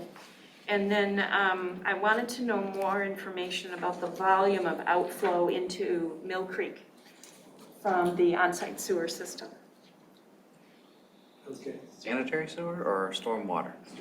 Sanitary. Community sewer, right? The on-site sewer system. It's an on-site sewer system that's infiltration. It doesn't have an outlet to the creek. So is there going to be, okay, so the outflow to Mill Creek is the surface water? There's a stormwater outlet to Mill Creek, yes. Okay. So the majority of the site is actually going to use infiltration and bioswales throughout a number of different ponds. But there is one larger pond that well, you probably saw on the map that's near the solar farm that will have an outlet to the creek. Okay. That's just stormwater. That's just stormwater, correct, yes. That was another concern of the planning commission, was the impact on the creek. And so it's coming from the planning commission without any outflow from the on-site wastewater treatment. Correct. And that's a stage. What do you anticipate the frequency with which there will be discharge to Mill Creek and potential discharge volumes? Obviously, that's an overflow, but how often, how much? We haven't finished all the detail engineering on that part of the project yet. We've got to go through quite a bit. There is only one, out of all the ponds that we have and all the calculations we've done, there's actually only one outlet pipe to the creek. Everything else we're trying to use, there's a lot of these infiltration basins that are 100% infiltration with only overflow connections. So if you get two back-to-back 100-year storms, I mean, you're going to have an outlet, but so is everybody else, I mean, at that point. But our system is trying to design and keep the majority of the water on site as much as we can. Other members of, go ahead. Trustee Jerome? Yeah, so I wanted to thank the family member that attended. I also want to thank the planning commission for working pretty hard to come up with some contingencies. I'm not a lover of contingencies because I want to see them come to fruition rather than having them as suggestions, but I think that there's opportunities for you to address those things. I do share Donna's concern for traffic, but at the same time, I drive that intersection regularly, and I think any additional signal would be helpful. I'm more mindful of its impact on the ability to cross and actually for a pedestrian and making sure that it's safe for the pedestrian. Cars are one thing, but you're in a car. So I would be very, I share the same concern, but I'd like to really make sure that we're clear on that. And I will share that, you know, there's a number of significant properties that go along Marshall Road. One of them is under a conservation easement with the LPC. And we did want to try to minimize the impact because of the Brinegar farm there, the Davenport properties that are along there. And some of those properties abut to the Sloan Preserve. I will say that when I hear stormwater and overflow, one of my questions was related to Mill Creek. And I saw that there was a dog park. So I always have concerns about paths, E. coli, and then if that goes to a large pond being discharged into Mill Creek. So I'd want to make sure that there's some type of doggy stations and or that there's that it's facilitated in such a manner that it doesn't have any impact on what is a really tremendous resource for Scio Township and impacting Mill Creek. We have some other areas where, that's becoming a corridor, natural corridor that is significant in our use. It obviously Sloan Preserve abuts a large section of it, and it's very healthy. So I just want to make sure that would be taken into account. Do you have some idea of the job generation was one of the issues? I'm not asking for job generation from a construction perspective. Do you have some number in mind in terms of the permanent jobs that would be facilitated via the senior component of Based housing? on, yes, based on the feedback we received from Silver Naples and others, given their input into that, we think it's in the range of 60 to 80 full-time equivalents. Okay. And again, this is somewhat of a 24-hour operation for a portion of this. Sure. And then I know this is, clarify, it's senior targeted.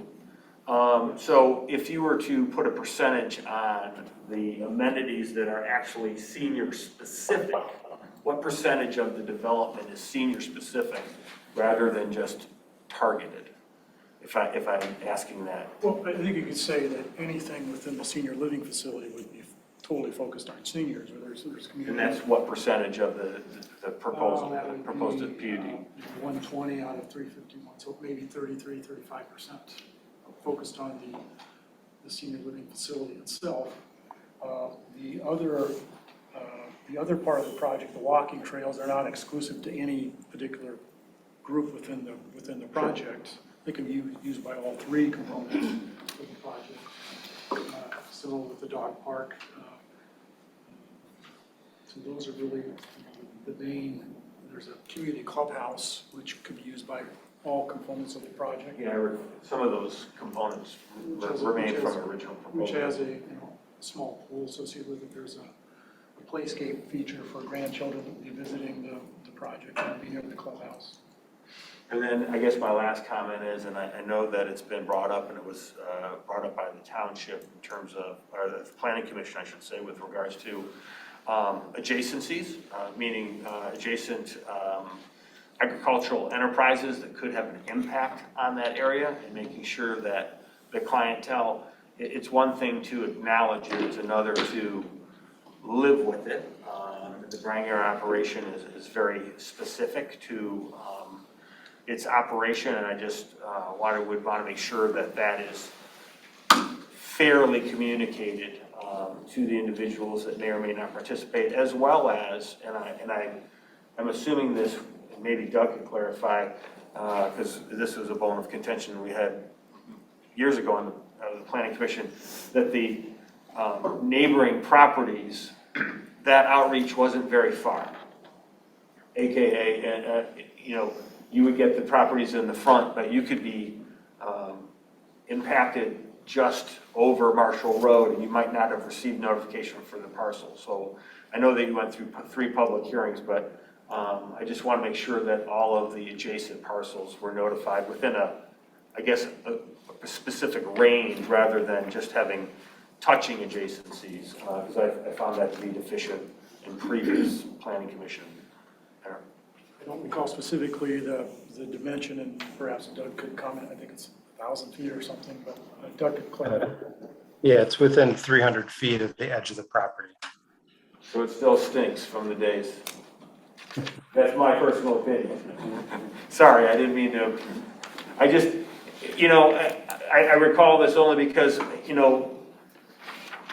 the operation at the farm and the assumption of the units in there, I know that they'd be affected, but sometimes with a project as significant as this, and I know there's been public hearings, but we know that those can be potentially ineffective in capturing all of the public. So that's a different thing. I'm getting off on a different subject, so I'll let you last question.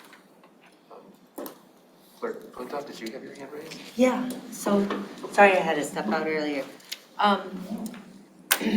So I'm, at this moment, I'm too hesitant right now to vote in favor of this, so I'd be supportive of either tabling. If I were forced, I would vote no right now. And I want to say a couple reasons why.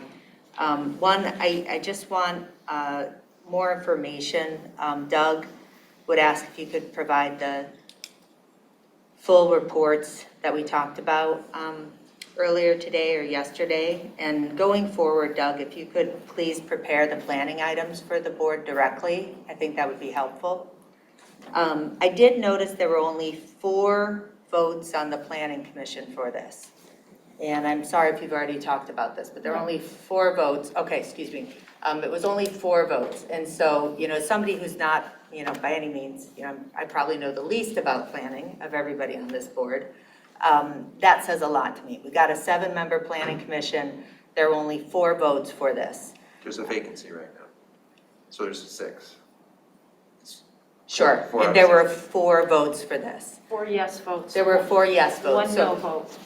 Yeah, so I guess 4 to 1. 1 person absent, 1 person vacant. Sorry. I think there was only 5 people there. Okay, there were only 5 people there. That's right. It's hard for people voting. That is also correct. Okay, good. All of our numbers are adding up.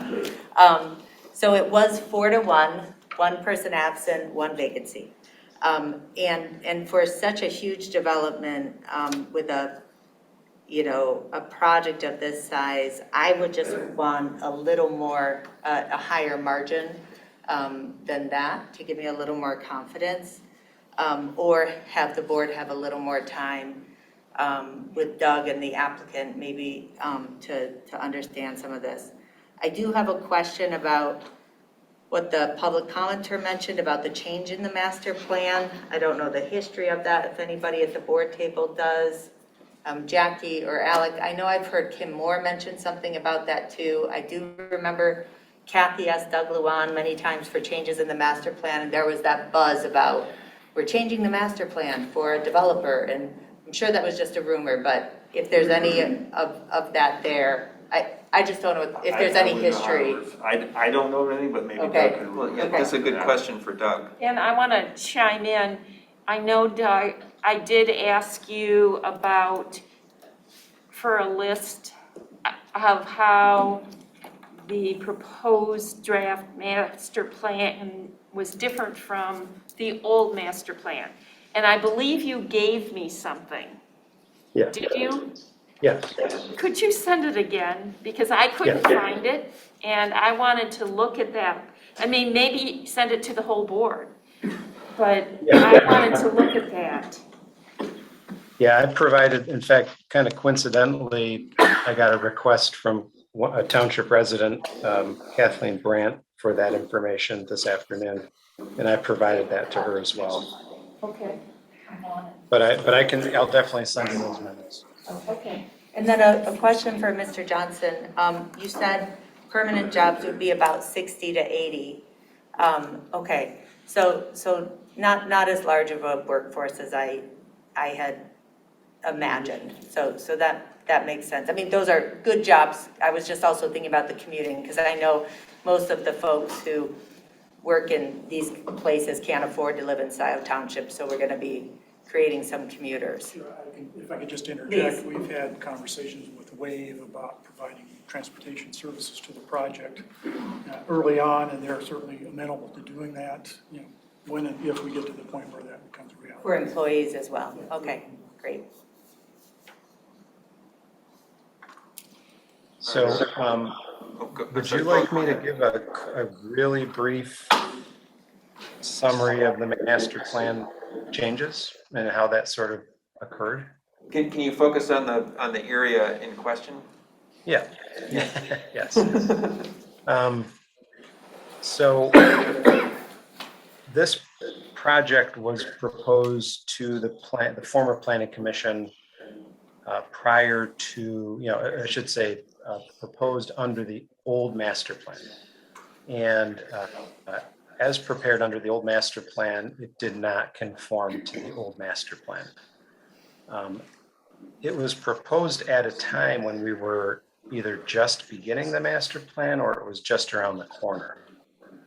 So at the time, the planning commission tabled this request with the understanding that the master plan was being updated. During that time, and told that to the applicant, and that something to the effect that we are updating the master plan. You should put in a request or, let us know that this is an area you want changed. There was enough interest on the part of the Planning Commission for this project that we did propose some changes to the master plan and presented those to the Planning Commission on several occasions to determine if there was any appetite to change the master plan that would accommodate this development and other, not just this development, but other developments that could occur up and down Baker Road. So there was a overlay district or an overlay area of the master plan developed that would accommodate, in certain circumstances, higher density development up and down Baker Road. Those changes were, or I should say those proposed amendments were reviewed on multiple occasions by the Planning Commission during open Planning Commission meetings. There was nothing secret about it. Held in a public, then held ultimately in a public hearing. So I mean, that in a nutshell is how this happened. And by the way, this wasn't the only property that property owners requested changes to the master plan for. We had a list of those that came in while the master plan was being developed. This was one. So there was in a nutshell, there was a project proposed. It didn't meet the master plan. The applicant was told that we were updating the master plan. They provided a letter to the Planning Commission indicating they would like us to consider a master plan change.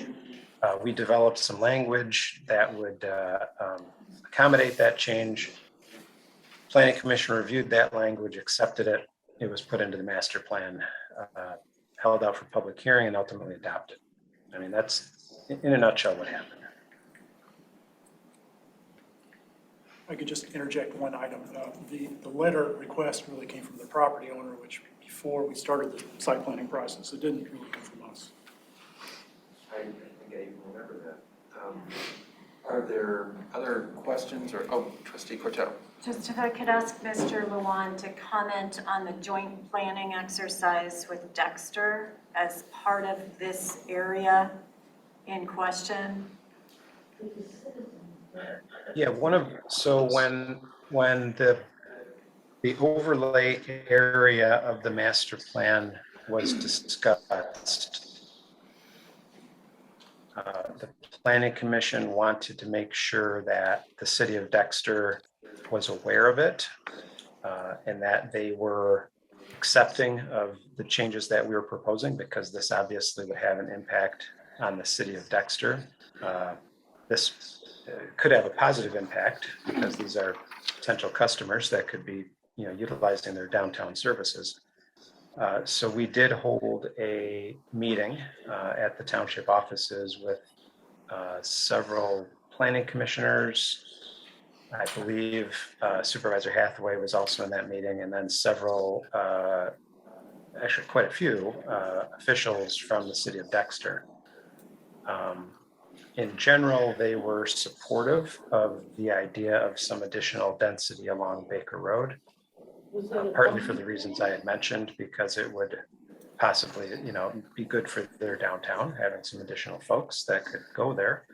The only thing they were concerned about was the introduction of additional commercial lands along Baker Road that would, potentially could compete with their downtown. And that was not the intention, and that's not how this district was ultimately developed. It was developed, this overlay district was primarily developed to encourage some additional residential density along the Baker Road corridor, which, by the way, goes back many years to a joint corridor study that we actually did back when it was the village of Dexter, between the village of Dexter and Scio Township, called the Baker Road Corridor Study, that envisioned higher density uses along the Baker Road corridor.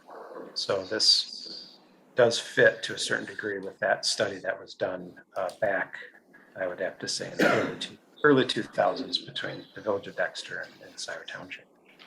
So the idea of additional density along the Baker Road corridor, goes back over a decade. And so this is not necessarily a new idea, but it's 5 years ago. but it's an idea that has been around for quite some time. Too bad the residents didn't know about it. Others, go ahead.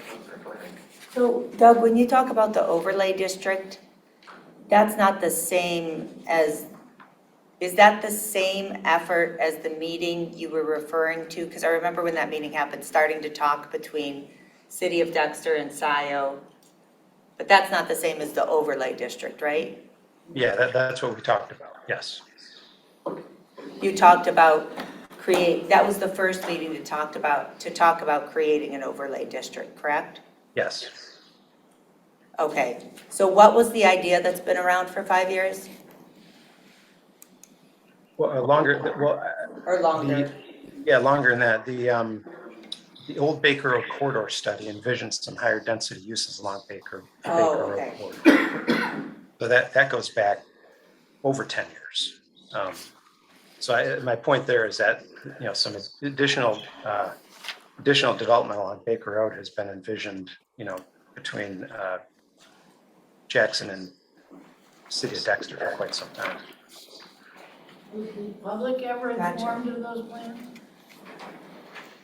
And is that the reason why there was the one no vote on the planning commission because of the higher density? That's what it appears from the minutes. I read the minutes this afternoon, and I would have to agree with you. I believe it was Commissioner Moore. You could. Yeah, she said I got it, yeah, was voting for the master plan, knowing,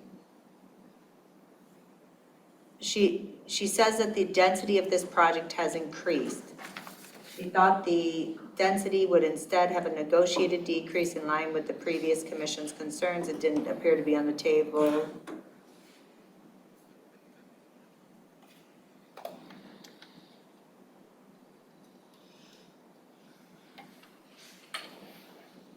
I don't know. I would be more comfortable if there were more than 4 votes for it. That's all. Are there other? I had another follow-up question, or just a comment, Doug. So I am concerned that this might be too much development for the area, given this project and the Sloan Kingsley project, which is going to give approximately 614 new units. It's going to drastically change the makeup of the area. I'm just commenting that we do have a provision in our master plan about preserving the semi-rural nature in Scio Township. And this is a lot of high-density development in one area. And I would be more comfortable waiting, also in tabling this. I would like to see your earlier report, and I want to see the memo again on the changes to the master plan, just to study it in more detail. Are there other comments or questions? Please, go ahead, David. Yeah, Doug, I don't know if this is for you or for the applicant, but just make sure I'm understanding. This is a PUD project, and I'm looking at this diagram here. Is this one parcel of land, or are these green spaces up here separate parcels that are all included into one PUD project? There's 3 parcels of land within this project. You've got the primary bulk of it on the west and to the north. On the there's another parcel on Marshall Road that is to the very east. That's a separate parcel. Okay. And there's a separate parcel going from the intermediate line over to Baker. That's a separate parcel of that long strip where the entrance is. Okay. It's really 3 tax parcels. Sure.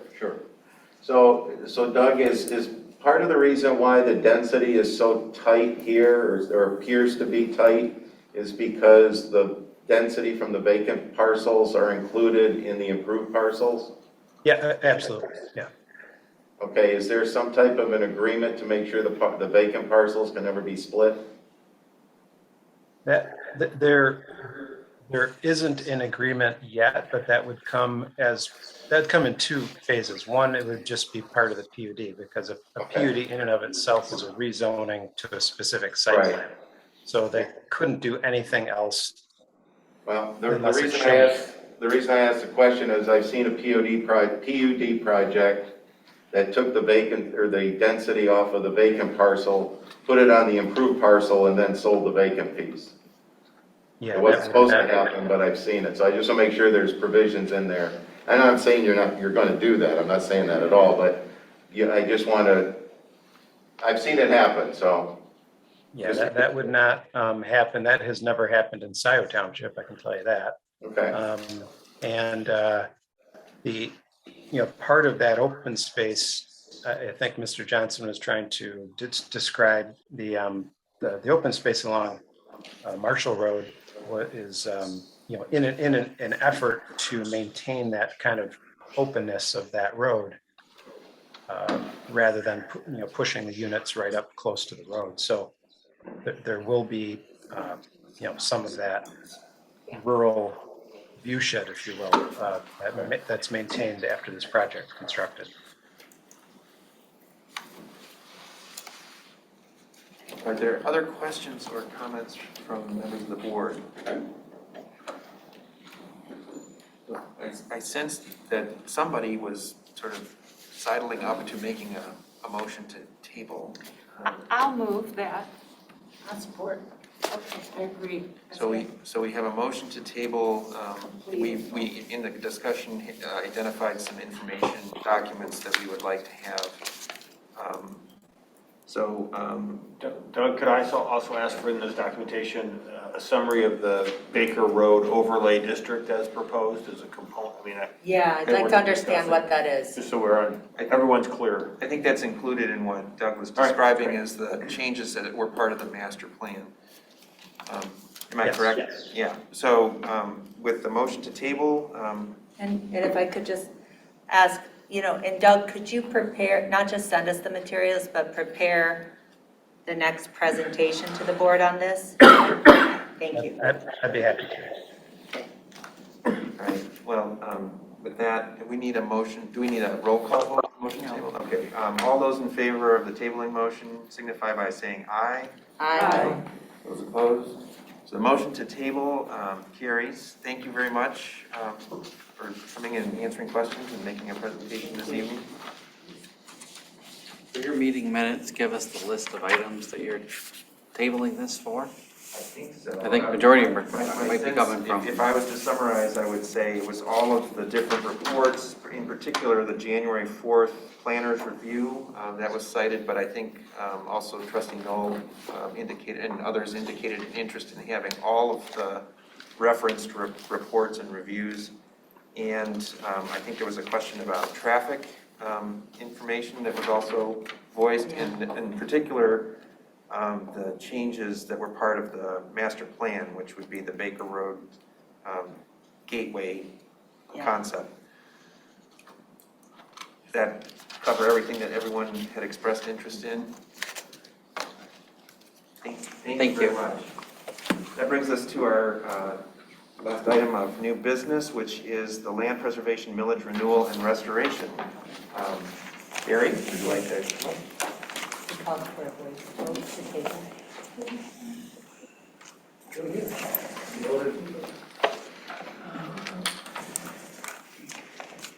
It was quick.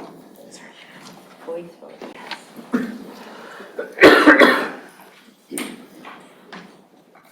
Thank you. Have a good evening. Thank you.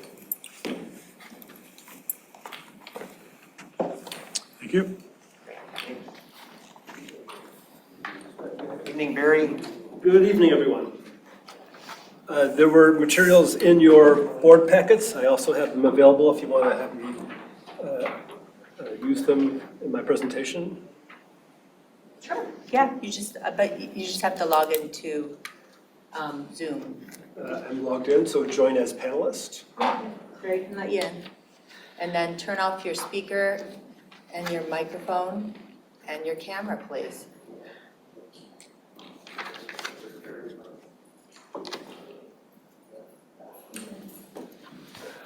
Muted? Oops, actually, it was not muted. I was now muted. I think we're all good. Okay, now just share screen. You need to just go up. You see this? Oh, he's sure, yeah. It's a miracle. It is, every time, every time. Thank you, good evening. The Scio Township Land Preservation Program was funded by voters initially in November of 2004, when 75% of the voters voted in favor of what was then a new millage for half of mill. The millage was renewed in November of 2012 with 70% support. And through fiscal year 21, which is the most recent figures for which we have audited figures, the millage has generated about $8.4 million in that time. The Land Preservation Commission is appointed by the Board of Trustees. It's a group of very dedicated volunteers. We have had, as of last month, 200 regular meetings of the LPC. And then I think there's 20 or 30 special meetings that we held over the years as well. We have had 79 properties nominated for the program, and members of the LPC have gone to visit every single one of those properties, and then done some of the scoring for them, and then followed the projects through to their completion. What you have here before you is the most recent quarterly report that I provided to you. It shows you the 35 projects that have been completed with township funds to date. That results now in over 1,600 acres as of last week when we had yet another closing. And about 600 of the 1,600 acres are accessible to the public, so that's about 3/8 of the total land that we've protected so far. And those include 2 Washtenaw County preserves, and also we have now 5 township preserves. We just closed a couple of new projects here earlier this year. One of them was the purchase of the conservation easements for the Andrus, from the Andrus estate, which was the April farm that we were successful in securing several years ago. And then just a couple of weeks ago, we closed on a 21-acre purchase over here on Marshall Road, the Loveland property, which will provide us with road access for a small parking lot, and then a trail access to get to the woods that we bought from the Mercereau family several years ago. Of course, the next big project for us is the Wren's Farm, and we are looking to close 2 weeks from Friday, if things fall into place for that. Hopefully they will. And then we've got a bunch of other projects that are ongoing as well. In that time, the township has spent about $7.9 million, and we have leveraged about $17 million from other sources. So we are contributing, or we are leveraging about $1.4 from the outside for every dollar that we are contributing from our millage. And there it gives you the breakout of where we're getting our additional funds for. So we've had great partnerships with Washtenaw County Parks, over $3.4 million. In our Greenbelt program, over $1.7 million. The federal grant program for farmland preservation, almost $2.6 million. We've had landowners discount the sale price of either land or easements from the appraised value by over $1.8 million, which is extraordinary. And then we're starting to tap into some other state funds, state of Michigan funds, the Natural Resources Trust Fund, and for the Wren's Farm, the Michigan Agricultural Preservation Fund. One of the things I think that I'm most proud of, I would say, is that we're now working actively on not only conserving farmland, but also moving some of those properties into local food production. That's one of the things that we're doing on the Wren's property in particular, through the Buy, Protect, Sell process. There's a committee of the LPC that has identified the top candidate from the request for proposals that we had on the website recently. We had 7 responses to that, 3 really good ones. And we'll be making that recommendation to the Land Preservation Commission at the regular meeting on Thursday afternoon, and that will then come before the Board of Trustees at the 2nd April meeting. I wanted to show you the latest. Actually, I need to go from there. Go to.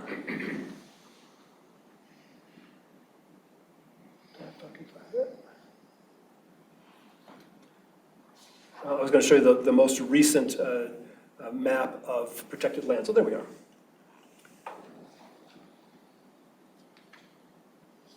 So this is the updated map, and thanks to Carlisle Wortman for keeping this going for us.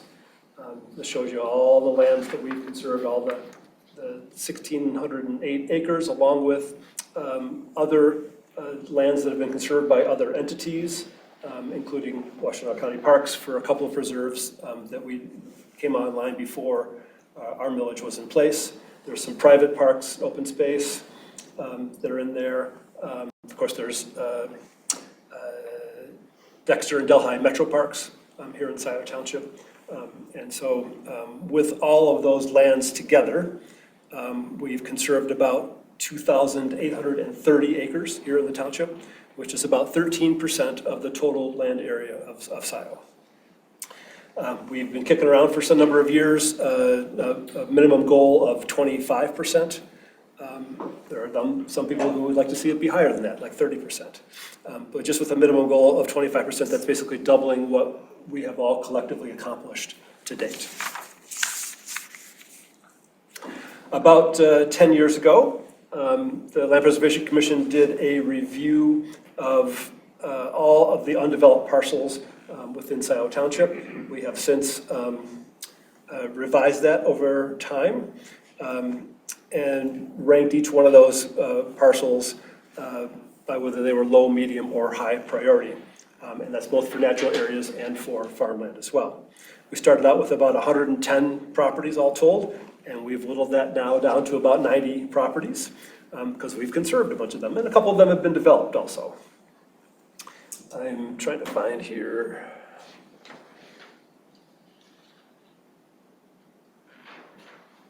That's not getting me where I want to go. The map of protected lands, or I'm sorry, the priority lands. Oh, yeah, that's a good one. Yes, if I can just find that now.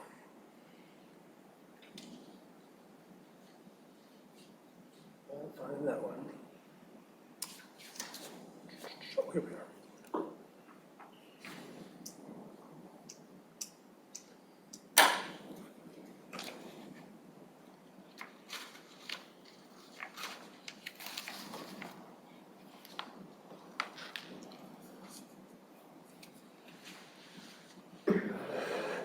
This one. That was the red one. I'll be darned. So this is the map of protected lands and those which are identified as high priorities by the LPC's evaluation process. So you can see that there's still a number of very large parcels that are very worthy of consideration within the township. So this is the protected lands and the high priority areas. And this represents about 2,600 additional acres, just the high priority areas. If you included the low and medium priorities as well, it would be on the order of 4,200 acres. Can you tell us what the colors are? I don't see a legend. The rest is at the bottom here. Let me get you on that. So I think that's brown, is that right? Is the ones that are already conserved properties. Can you take your map back up? So these are the already conserved properties here. Yeah. Those are green here, and then these are the high priority properties in red. The Smith property was prioritized on this map. Kathleen, your time for public comment will come in just a minute. No, I was just noticing that. So Barry, that's right, that's the same property, the Smith? That's correct. Okay. It is a high priority property. Remains, for conservation, absolutely. It's a large parcel. It's got some woods on it, but also some farm fields that are worked by local farmers. It's, I guess it's actually about kitty corner to the Davenport conservation easements that we have. And Mr. Davenport, Mr. and Mrs. Davenport, own the 80 acres on the north side of Marshall Road that they haven't conserved yet, but we are in frequent communication about such things. And of course, to the west of that is the Breinigers' main dairy operation. Which is also a desired property. Absolutely high priority property, not only because it's a family farm property that we want to support and encourage, but also it's got Mill Creek running through it, and from Parker Road. Also both declined. Both the Davenport and Brininger have declined in previous discussions with them. They have not. We've reached out to them multiple times. They have not made application that we've pursued as of yet. Nevertheless, they are high priority properties for the township. And we recognize that we're not going to get all of these high priority properties, but we're going to get as much of them as we can, and then we'll get closer to that 25% goal. So currently we have 2 more collections on the millage that's in place, but the Land Preservation Commission had discussion about this and made a recommendation to the Board of Trustees to extend the current millage by another 10 years and putting it on the ballot this November, when there will be a large turnout of voters. It will allow us for some longer term planning. For example, one of the things that we have used somewhat here in the past, but we'd like to continue pursuing, is paying in installments. That is not paying the landowners in one lump sum at closing. Many people want that, but some people don't necessarily. They'd like to be able to spread it out over a number of years. And my understanding is that we can only pay them the number of years for which the millage extends. So if we were going to try to do an installment now, we'd only be able to pay on 2 years forward. And if we had another 10-year commitment from the voters, then we'd be able to do 4, 5, 7, 8-year installments on things. Clearly, by the success of the past couple of votes that we've had, this is a very popular program with the public. We've provided them with many opportunities for accessing properties. It's also been very popular with the landowners. We're not actively soliciting applications. I do have regular communications with these high priority landowners in particular. And we keep generating really wonderful applications. We have a new one that we'll be discussing at the LPC meeting on Thursday that I'm very confident that we will move ahead with as quickly as possible.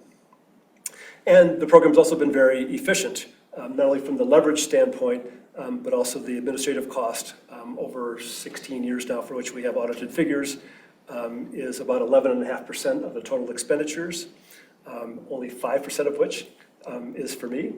So we're running a really lean program here and putting 88.5% of the millage proceeds into actual acquisitions of land and easements.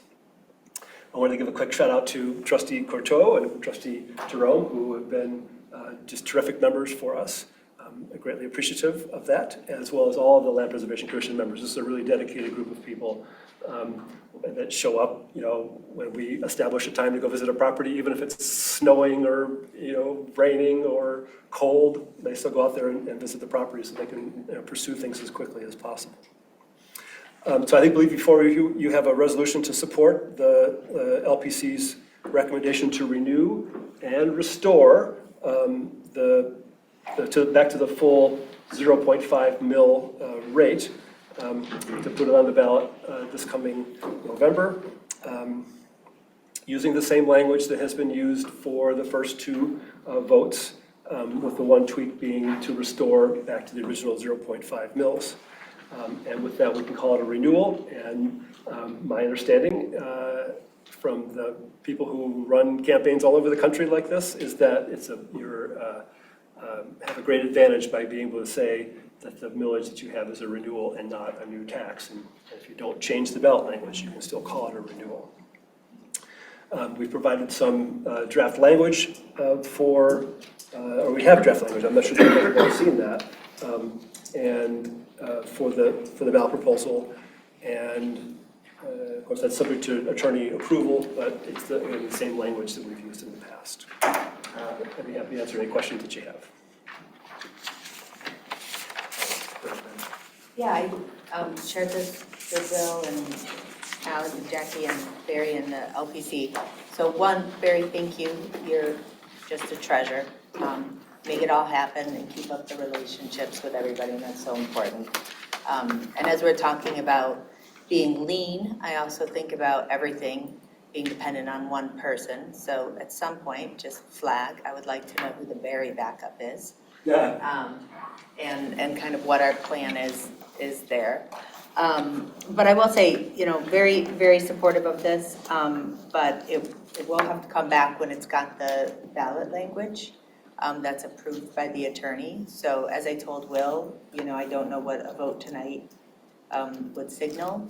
I think we've already given support. I think November's the time to do it. I would say two things. One, I want to kind of know how, I guess this would go to maybe more my question is, would this go more to the policy prioritization, or does it go to the language of the ballot if we wanted to use some open space funding, say, to remediate for Gelman or protect certain things? Like when I look at something like the controversy around the KFC site, that, okay, well, maybe if that site were developed, let's say that there were a parcel that if it were developed, it would draw the plume that way, making it worse.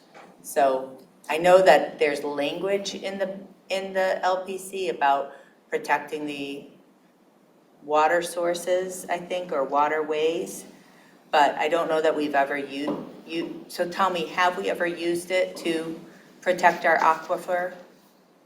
Or could we? I would say that every time that we use the millage to conserve a property, that we are protecting aquifers. I agree, but strategically, is that built into the prioritization? One of the criteria for evaluating properties is whether it is in a groundwater recharge area. So a property would score points on that basis, Okay. along with many other factors, but. So like the KFC property, and just as an example, why isn't that a priority? It's an isolated piece. It's surrounded by residential development. There's not really an opportunity to grow that area as we've done in many other cases here. And there, I would say that there are places where it's more appropriate for development to occur, and other places where it's not as appropriate. I would argue that that's a place where development would be more appropriate, given that it's surrounded by other areas that are already developed, and it's on a major paved public roadway. Does your criteria take into consideration the where the plume is? No. Okay.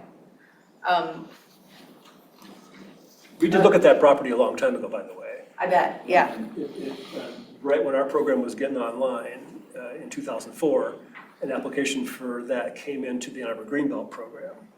So it may have been the first property that we went to visit as an LPC.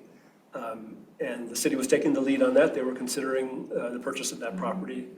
And then somewhere along the way, they decided to pull the plug on it and never indicated why that was the case. I know they had a phase 1 environmental site assessment done on it, like we do for all of the properties that we're pursuing, whether they're easements or fee simple purchases. And it was shortly after they got theirs that they backed away from it. And they were unwilling to tell us why they did. And so we're just left to speculate. I'm guessing there was some issue out there, but I don't know. So like an environmental issue is your guess? That's the implication, but I just don't know. Okay, gotcha. They never shared that information with us, and so, it's never come up again since then. Okay. And isn't there discussion about possible arsenic? Not at that time, but that may have been the cause for them to back away from it. We just don't know. We never FOIA'd the information.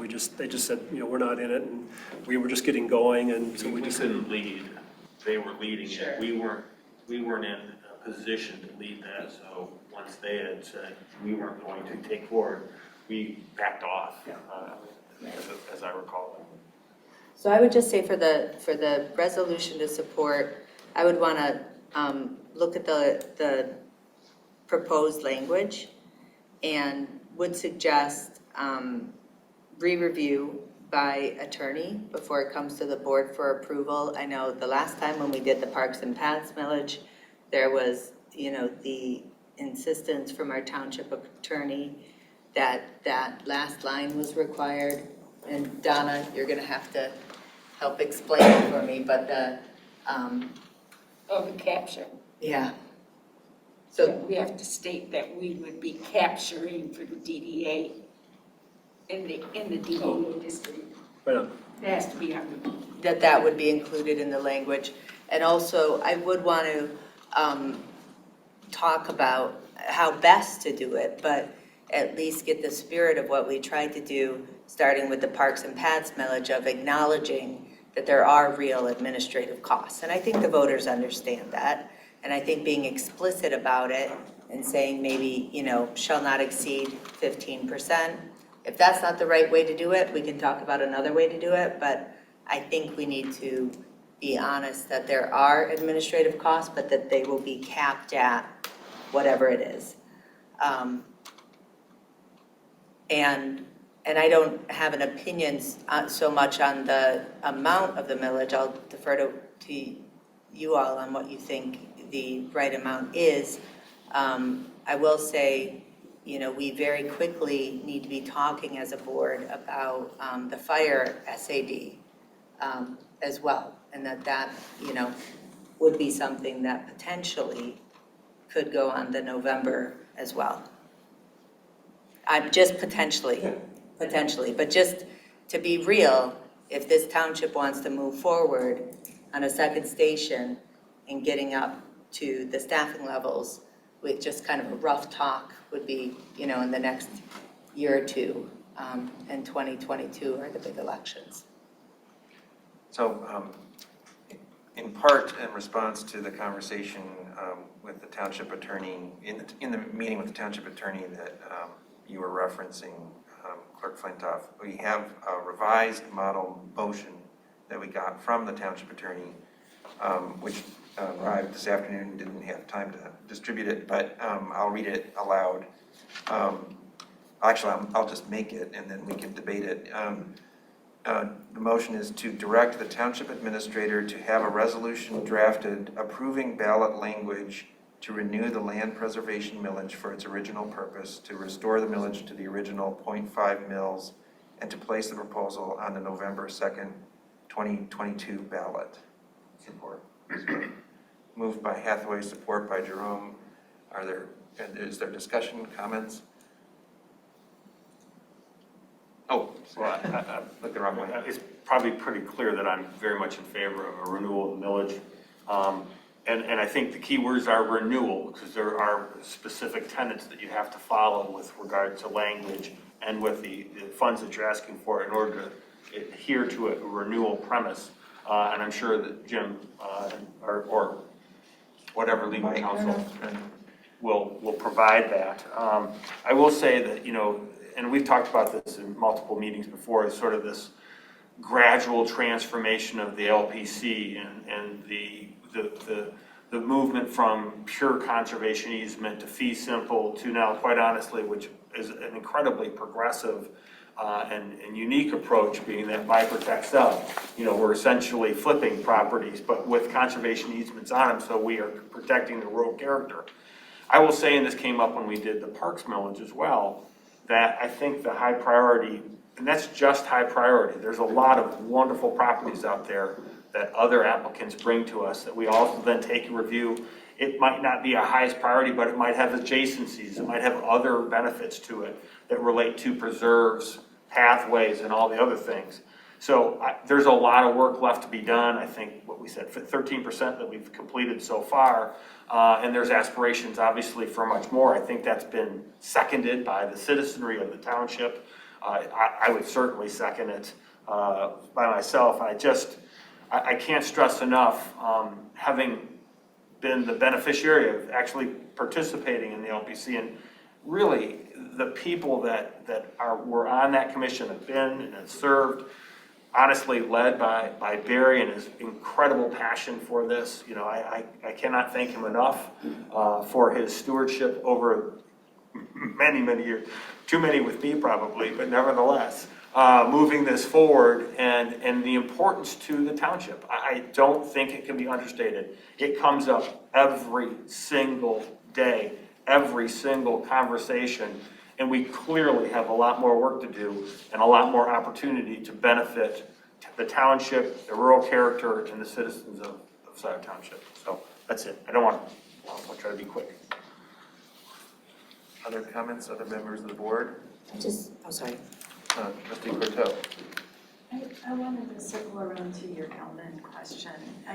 My concern is that land preservation and contamination are really very different issues. And we've had some discussions in the Planning Commission about how we could put in place requirements for anything in the plume area that would require additional testing, additional contamination, and so on. And I've heard the point made by others in the land preservation that, you know, if it's not possible to develop because the water is contaminated, then that land is de facto protected, and we don't necessarily need to account for that in our criteria, to try to tweak our criteria to somehow account for that.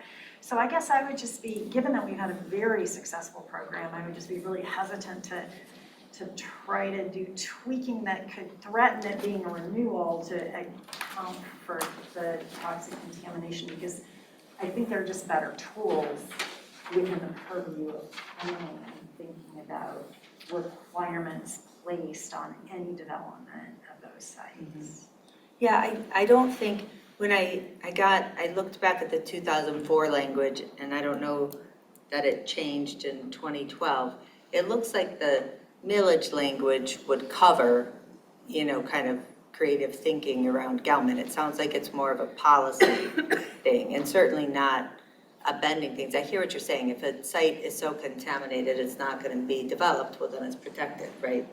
But I'm thinking more about things like, you know, well, like the KFC site. So something that's maybe ripe for development, and whether, I don't know how true this is, but let's say that there's a site that's ripe for development, but we find, you know, if it were developed, it would make the plume worse. Well, then that to me is, you know, I think it's reasonable to consider, should the township take that off the market for development in some way? So it's just a thought. It doesn't have to go to the millage, but what I do want to understand more about is kind of the prioritization, because I know that you've all tweaked it over the years, but just kind of understand how it's, you know, integrating kind of sustainability and Gelman and some of these other things. And I get like land preservation and like, you know, aquifer protection, it's like, you know, probably overlaps like 90% of the time anyways, but there's that 10% where there's some opportunities I think we might be missing. I do have a question. Barry, Alec, and Jackie have all talked about renewal criteria. And honest to God, I have no idea what you're talking about. Are you talking about legally, politically? What do you mean meeting renewal criteria? It's my understanding that the language, it's a legal requirement that the language and the amount of money that you ask for cannot be modified in order to be classified as a renewal of a millage. Classified by whom? Well, you'll have to have it approved at the county. Well, I understand that.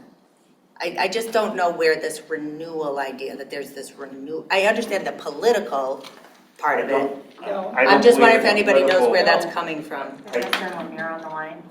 I don't know, Mike, is Mike still on the line? Jim would know, but I don't know that that's a real thing. Oh, there's Mike. I mean, I know when we did the renewal, because I led the renewal for the 2014 effort, and that was one of the requirements, because we considered modifications we were allowed to do. So Mike, did you hear the question about this criterion for, or the criteria for a ballot proposal to be considered, a millage proposal to be considered a renewal? the language. So that's why the revised motion is made the way it is, because it contains two components. One would be a renewal. The renewal would be the last millage that was levied under your L4029 form, subject to any Headley rollback, plus whatever the difference is, bring it back to the 0.5 millage, which is what I understand the township wants to do. So it actually consists of two components.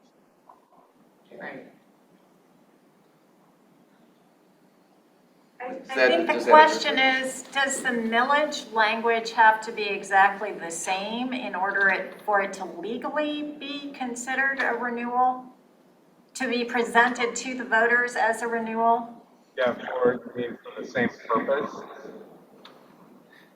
No, can the purpose be, sorry, if I can try to restate it a slightly different way. Mike, I think what the question is can the purpose of the millage, can that language be tweaked and still go forth before the voters in the same way? I guess. I think the purpose could be expanded, but then it's not a renewal. It would be And what is the implication of it not being a renewal, Mike? nothing really. I mean, Right. it's just the nature of the language itself. You can't call it a renewal. The reason why municipalities like to call it a renewal is because people identify that with something that they've already been paying and would continue to support. Whereas if it's a new village proposal, they associate that with some new purpose, some new tax that they're going to pay. So it's the political perception.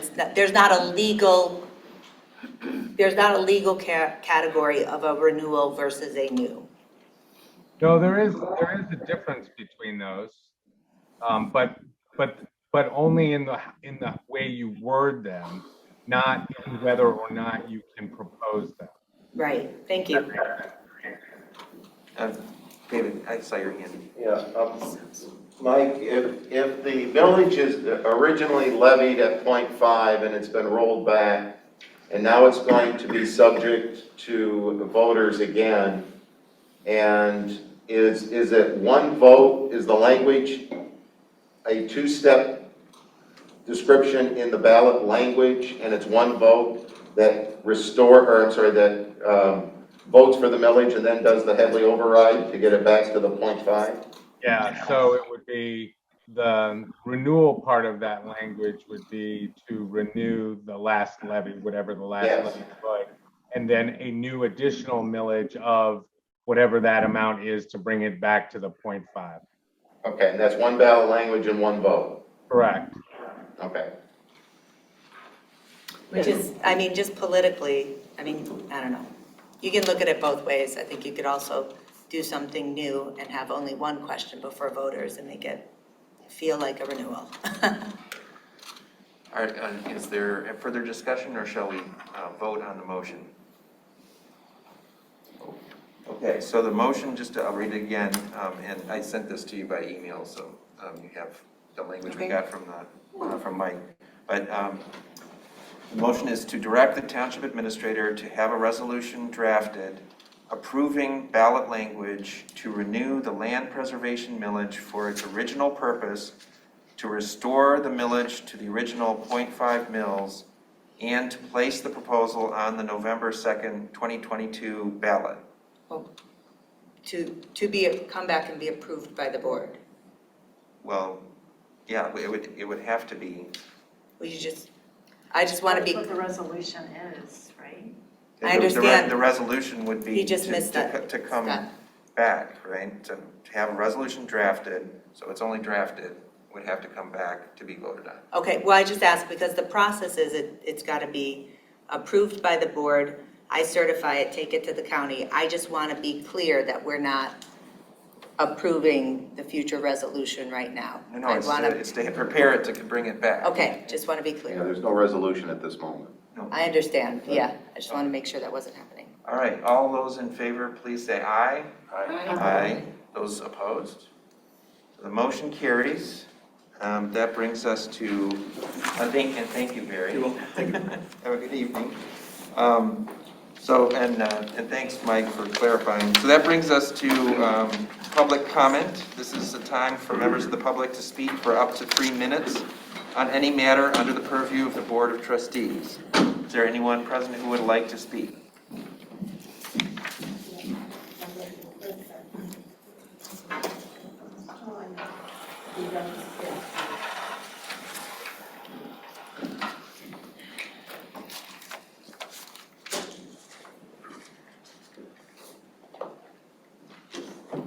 Hi, Kathleen Brannigan. I just want to point out that Mr. Raleigh has just given us 2 very good reasons why he will be sorely missed. His knowledge of the elections plus his experience with a similar PUD that was abusively divided. So thank you, Mr. Raleigh. I appreciate everything you've done for us. Thank you. You're irreplaceable. I also want to provide more information, especially for Patrick, that you may not be aware of, for this decision you just made to get rid of the emergency order. You are now going from what was approved by the board in November to have 4.5 full-time equivalents. I say the 0.5 because during that discussion, the deputy treasurer insisted that she was too busy to do all of her work. And so we had to hire Nancy Colasanti to help her with her work, okay? Also, her salary doubled the budget amount for the deputy treasurer position. The other thing that it did was allow Sandy overtime, and I put some numbers up here, so let's all be aware of the implications of her doing additional work. And I have a rate comparison here because I want to take the veil off of the sort of nonsense that Raymond was so expensive. They're not. Finance manager makes roughly $8,300 a month. Raymond was $9,000. That's roughly at $56 an hour. I believe Rebecca was roughly $50 an hour, rough estimates. The deputy treasurer, so you have to count benefits along with that. Her costs are really $10,000 a month. Her costs are more than Raymond. And we can equivalent that to $62.5 per hour. She's more expensive. Now, when you add on the potential for overtime, this is where I think she's conflicted. That she's giving advice that potentially benefits her.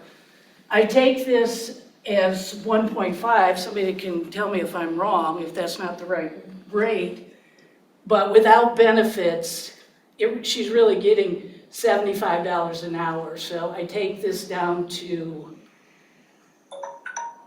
50 or something, and I just added 1.5 on that. Thank you, So Kathleen. I'm representing a group of people, so I would ask please to have additional time. You provided it to others, sir. So in this analysis, I want to talk about Kathleen, current you can't just staffing. invent people to represent. Your time is It's up. my neighbors. Well, It's a real group. It's the Roseland Quad. That's So, not Patrick, that's not a policy that we allow people the extra time finance for director group position presentations. has That's the been- planning commission that has does been that. vacant It is not since the board of November. trustees. Yep. Your Okay. time is you're in up. a deficit right now. You have Your no. time is up. You have no plan to get up to normal staffing. You have no plan. The emergency still exists. It still exists. This doesn't make any sense to me. Your time is up. Thank you. Is there someone else who would like to speak?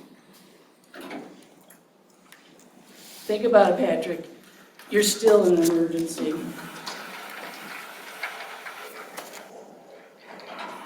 Thank you, Kathleen.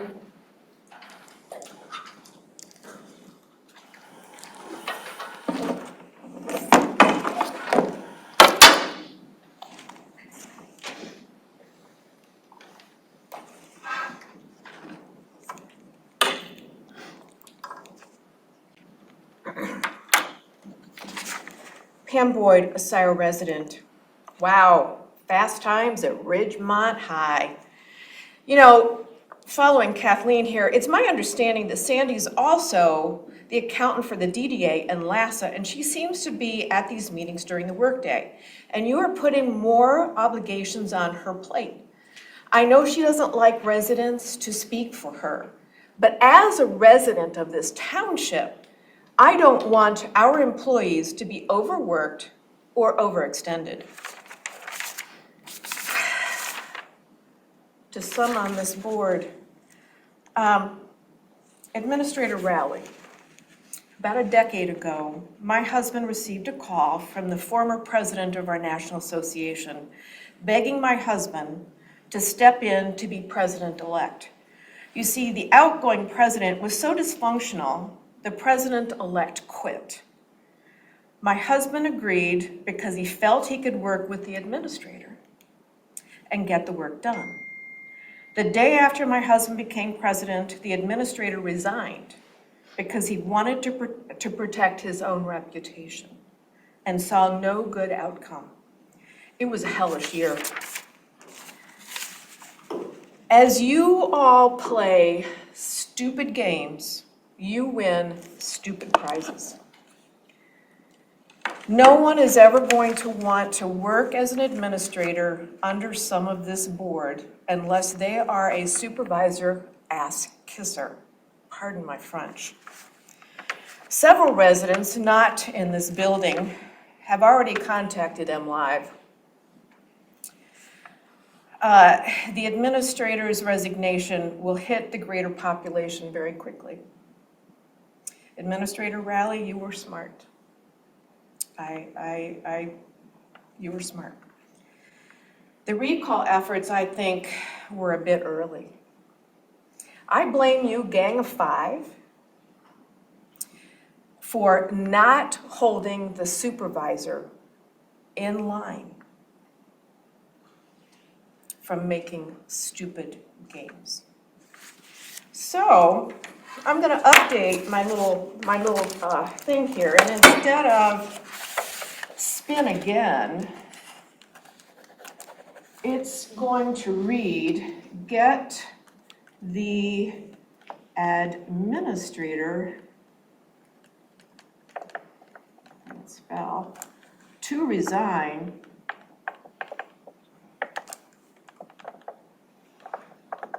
the ring, my precious. The supervisor, you now have the ring. Anyone else who'd like to speak during public comment?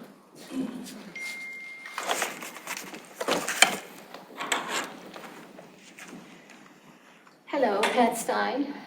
Yeah, thank you, Administrator Rowley. I have been vaccinated 4 times. I'm very sick. Oh. I want to thank you. I was seeing like just a month ago, I was congratulating you on making it through the 90 days and how thankful I am that you're here. I hope before your last day that we'll have the way, either is run out of town on a rail, climbs back under the rock from which he came, or the gates of hell that have led him out to serve on this board so that you can stay. And I mean, thank you.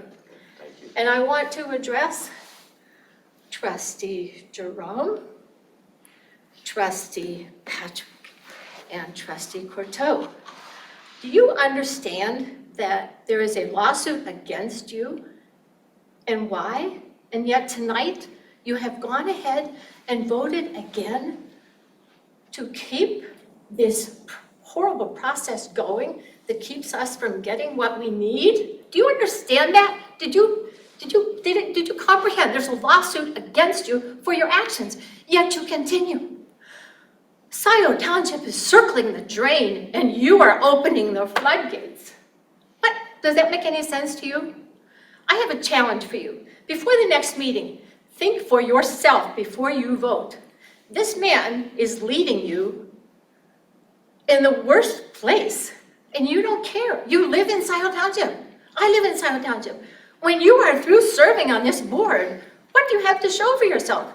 Why are you following him? He is self-serving. He doesn't, you mean nothing to him. Trust me, nothing. None of us do. He has his own agenda. We don't know what it is, but hopefully soon he'll be indicted or some such thing to get him out of this position, because for whatever reason, you are blindly following a man who is leading us down a really bad path.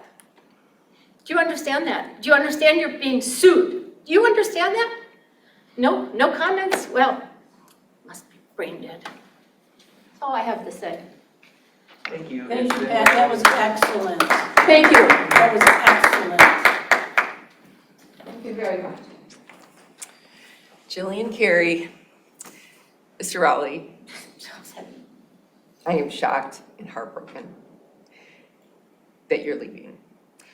I was against the manager model. I was here when we had Bryce Kelly, and the things that him and the previous supervisor had done to our township behind the scenes that had come out because of residents. So when they wanted the manager model, I was against it, and I gave reasons, evidence and reasons. Then they went through, they approved, and then I sat in on the your interview, and I had already known you because of the Governance Academy, and I was very impressed with you and most of the teachers. So I really didn't think they were going to choose you because Clerk Jessica created that Governance Academy, and everything that she has done, they have gone against. Not all of them, but a lot of them. So they went ahead and approved you to be hired, and you have gone above and beyond our expectations. We, as residents, very hopeful for our township because of you. In fact, my phone has been blowing up by people watching this, residents, and it's spread like wildfire. Is there anything that we can do to keep you? Scio is on fire. We need help. Is there anything? I can't comment at this moment, I'm sorry. Okay, please consider. Thank you.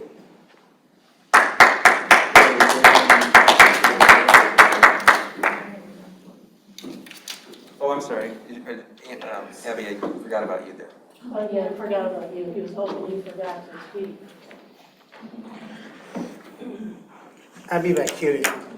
I've met with Mr. Riley a few times. I've always been very impressed with his integrity, with his knowledge, with the fact that Scio was a much better place with him here. And in the meetings where he has been always a gentleman, I've always said, I hope you won't leave because of all these pressures, because we would be much worse off without you. And now that has happened. In fact, this government is too small for the size of our township right now. It's understaffed. The people who are fighting this is ideological. Be aware of what kind of a government you want. The Republicans portraying themselves as Democrats, Reaganomics, they run against the government. They don't want to have a larger government. They will send $1.5 million worth of federal grants back, not to add $200,000 for adding a staff. That's ideology, because even if you pay $200,000 extra, you get to keep the grants, $1.3 million in the black column. So this is ideology. This is the people who, bamboozled the people. Unfortunately, I wasn't here at that time, and they ran as something that they are not. And I don't want to single out, but they all know. Every one of them who ran as a Democrat who is not, they know. The few who are Democrats, they act like one, and the ones who are not, they act like they claim they are, but they act something different. Unfortunately, we also have the problem, and I'm really sorry that it has come to this. I just want to make sure that the records are not lost. I'm giving a duty to preserve under the Federal Rules of Procedure. This is to everybody. Anything which has to do with the appointment of this new trustee, whether it's on your personal cell phones or any business devices, including but not limited to text, any other material, has to get preserved because of the following. As of the last census, Scio Township is 25% non-white minority.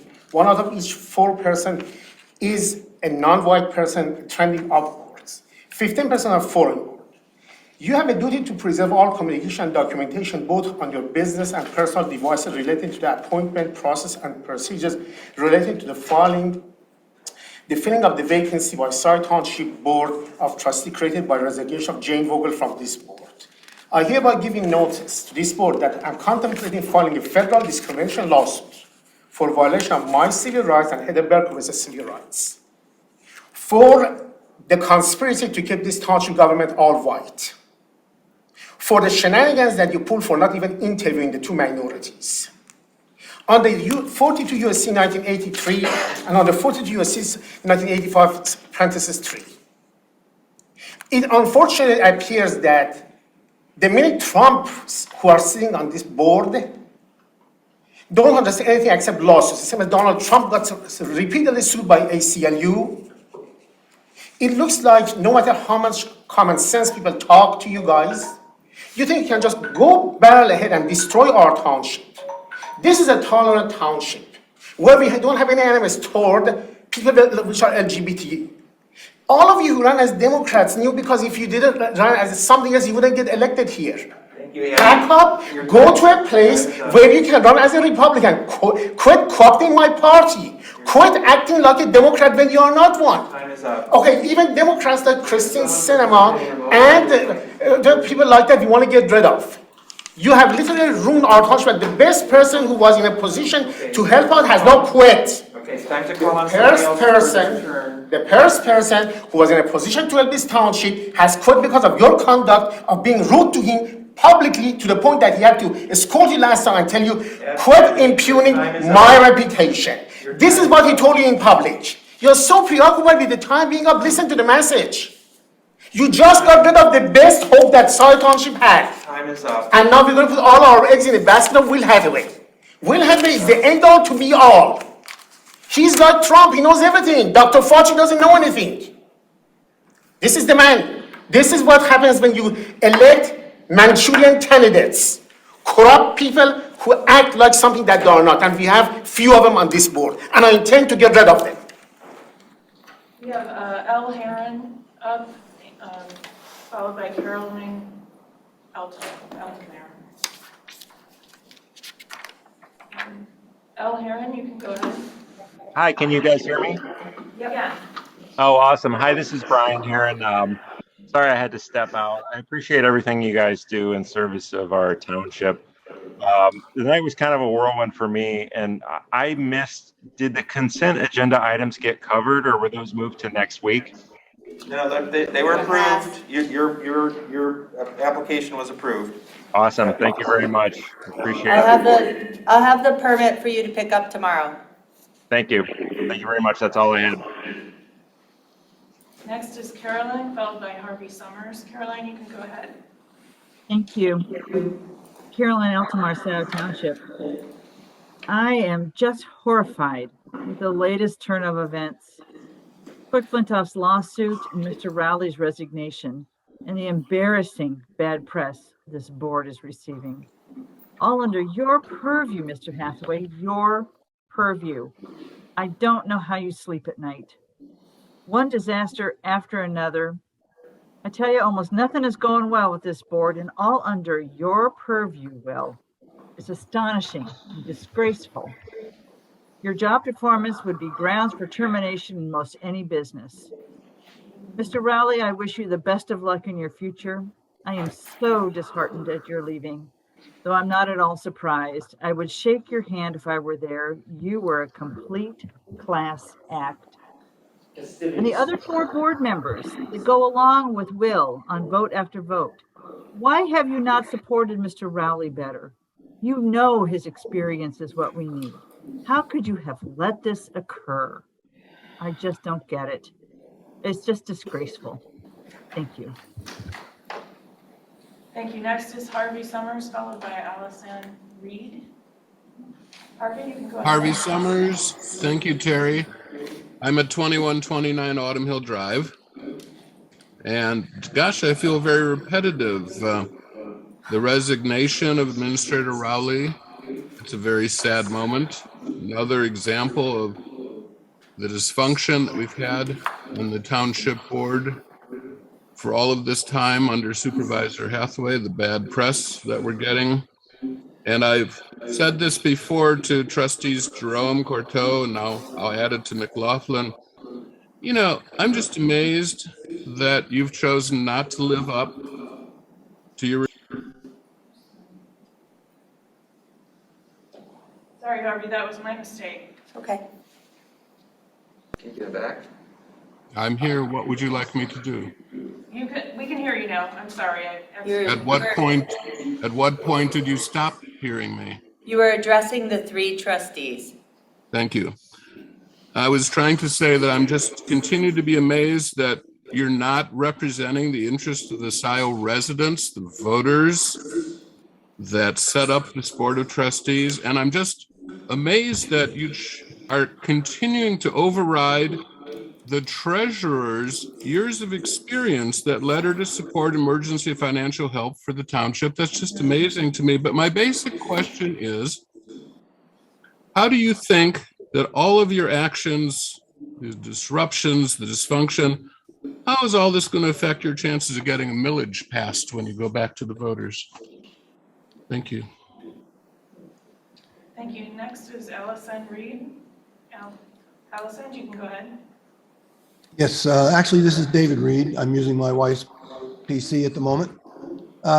David Rowley, I have to say I was not a fan of the manager model, but after I talked with you and watched you work, I thought that you would bring a sense of balance to the township and a sense of good direction to the board. But unfortunately, the supervisor's mismanagement and his sheep that follow him have driven you out of the township, and I think that's a really sad thing. I don't know what, I echo a couple of my predecessors' comments that I wish you could reconsider, but quite frankly, if I were in your position, I think I'd do exactly the same thing. The supervisor, I think, has created a situation which is untenable for someone of your caliber, and I think you've done the only thing that you could. Hathaway, you should be ashamed of yourself, and the rest of the trustees who follow him like sheep should be ashamed of yourselves as well. You have created a real problem for Scio Township, and this is not going to do well. And I think Harvey has a good point. When the voters take a look at what has happened at the board, how can they support you going after them for more money? I mean, this is ridiculous. Hathaway, you should be ashamed of yourself. That's all. Thank you. There's no more comments. Is there a motion to adjourn? So moved to adjourn, support by McLaughlin. All in favor, say aye. Aye. Opposed? Motion carries. We adjourn at 11:27.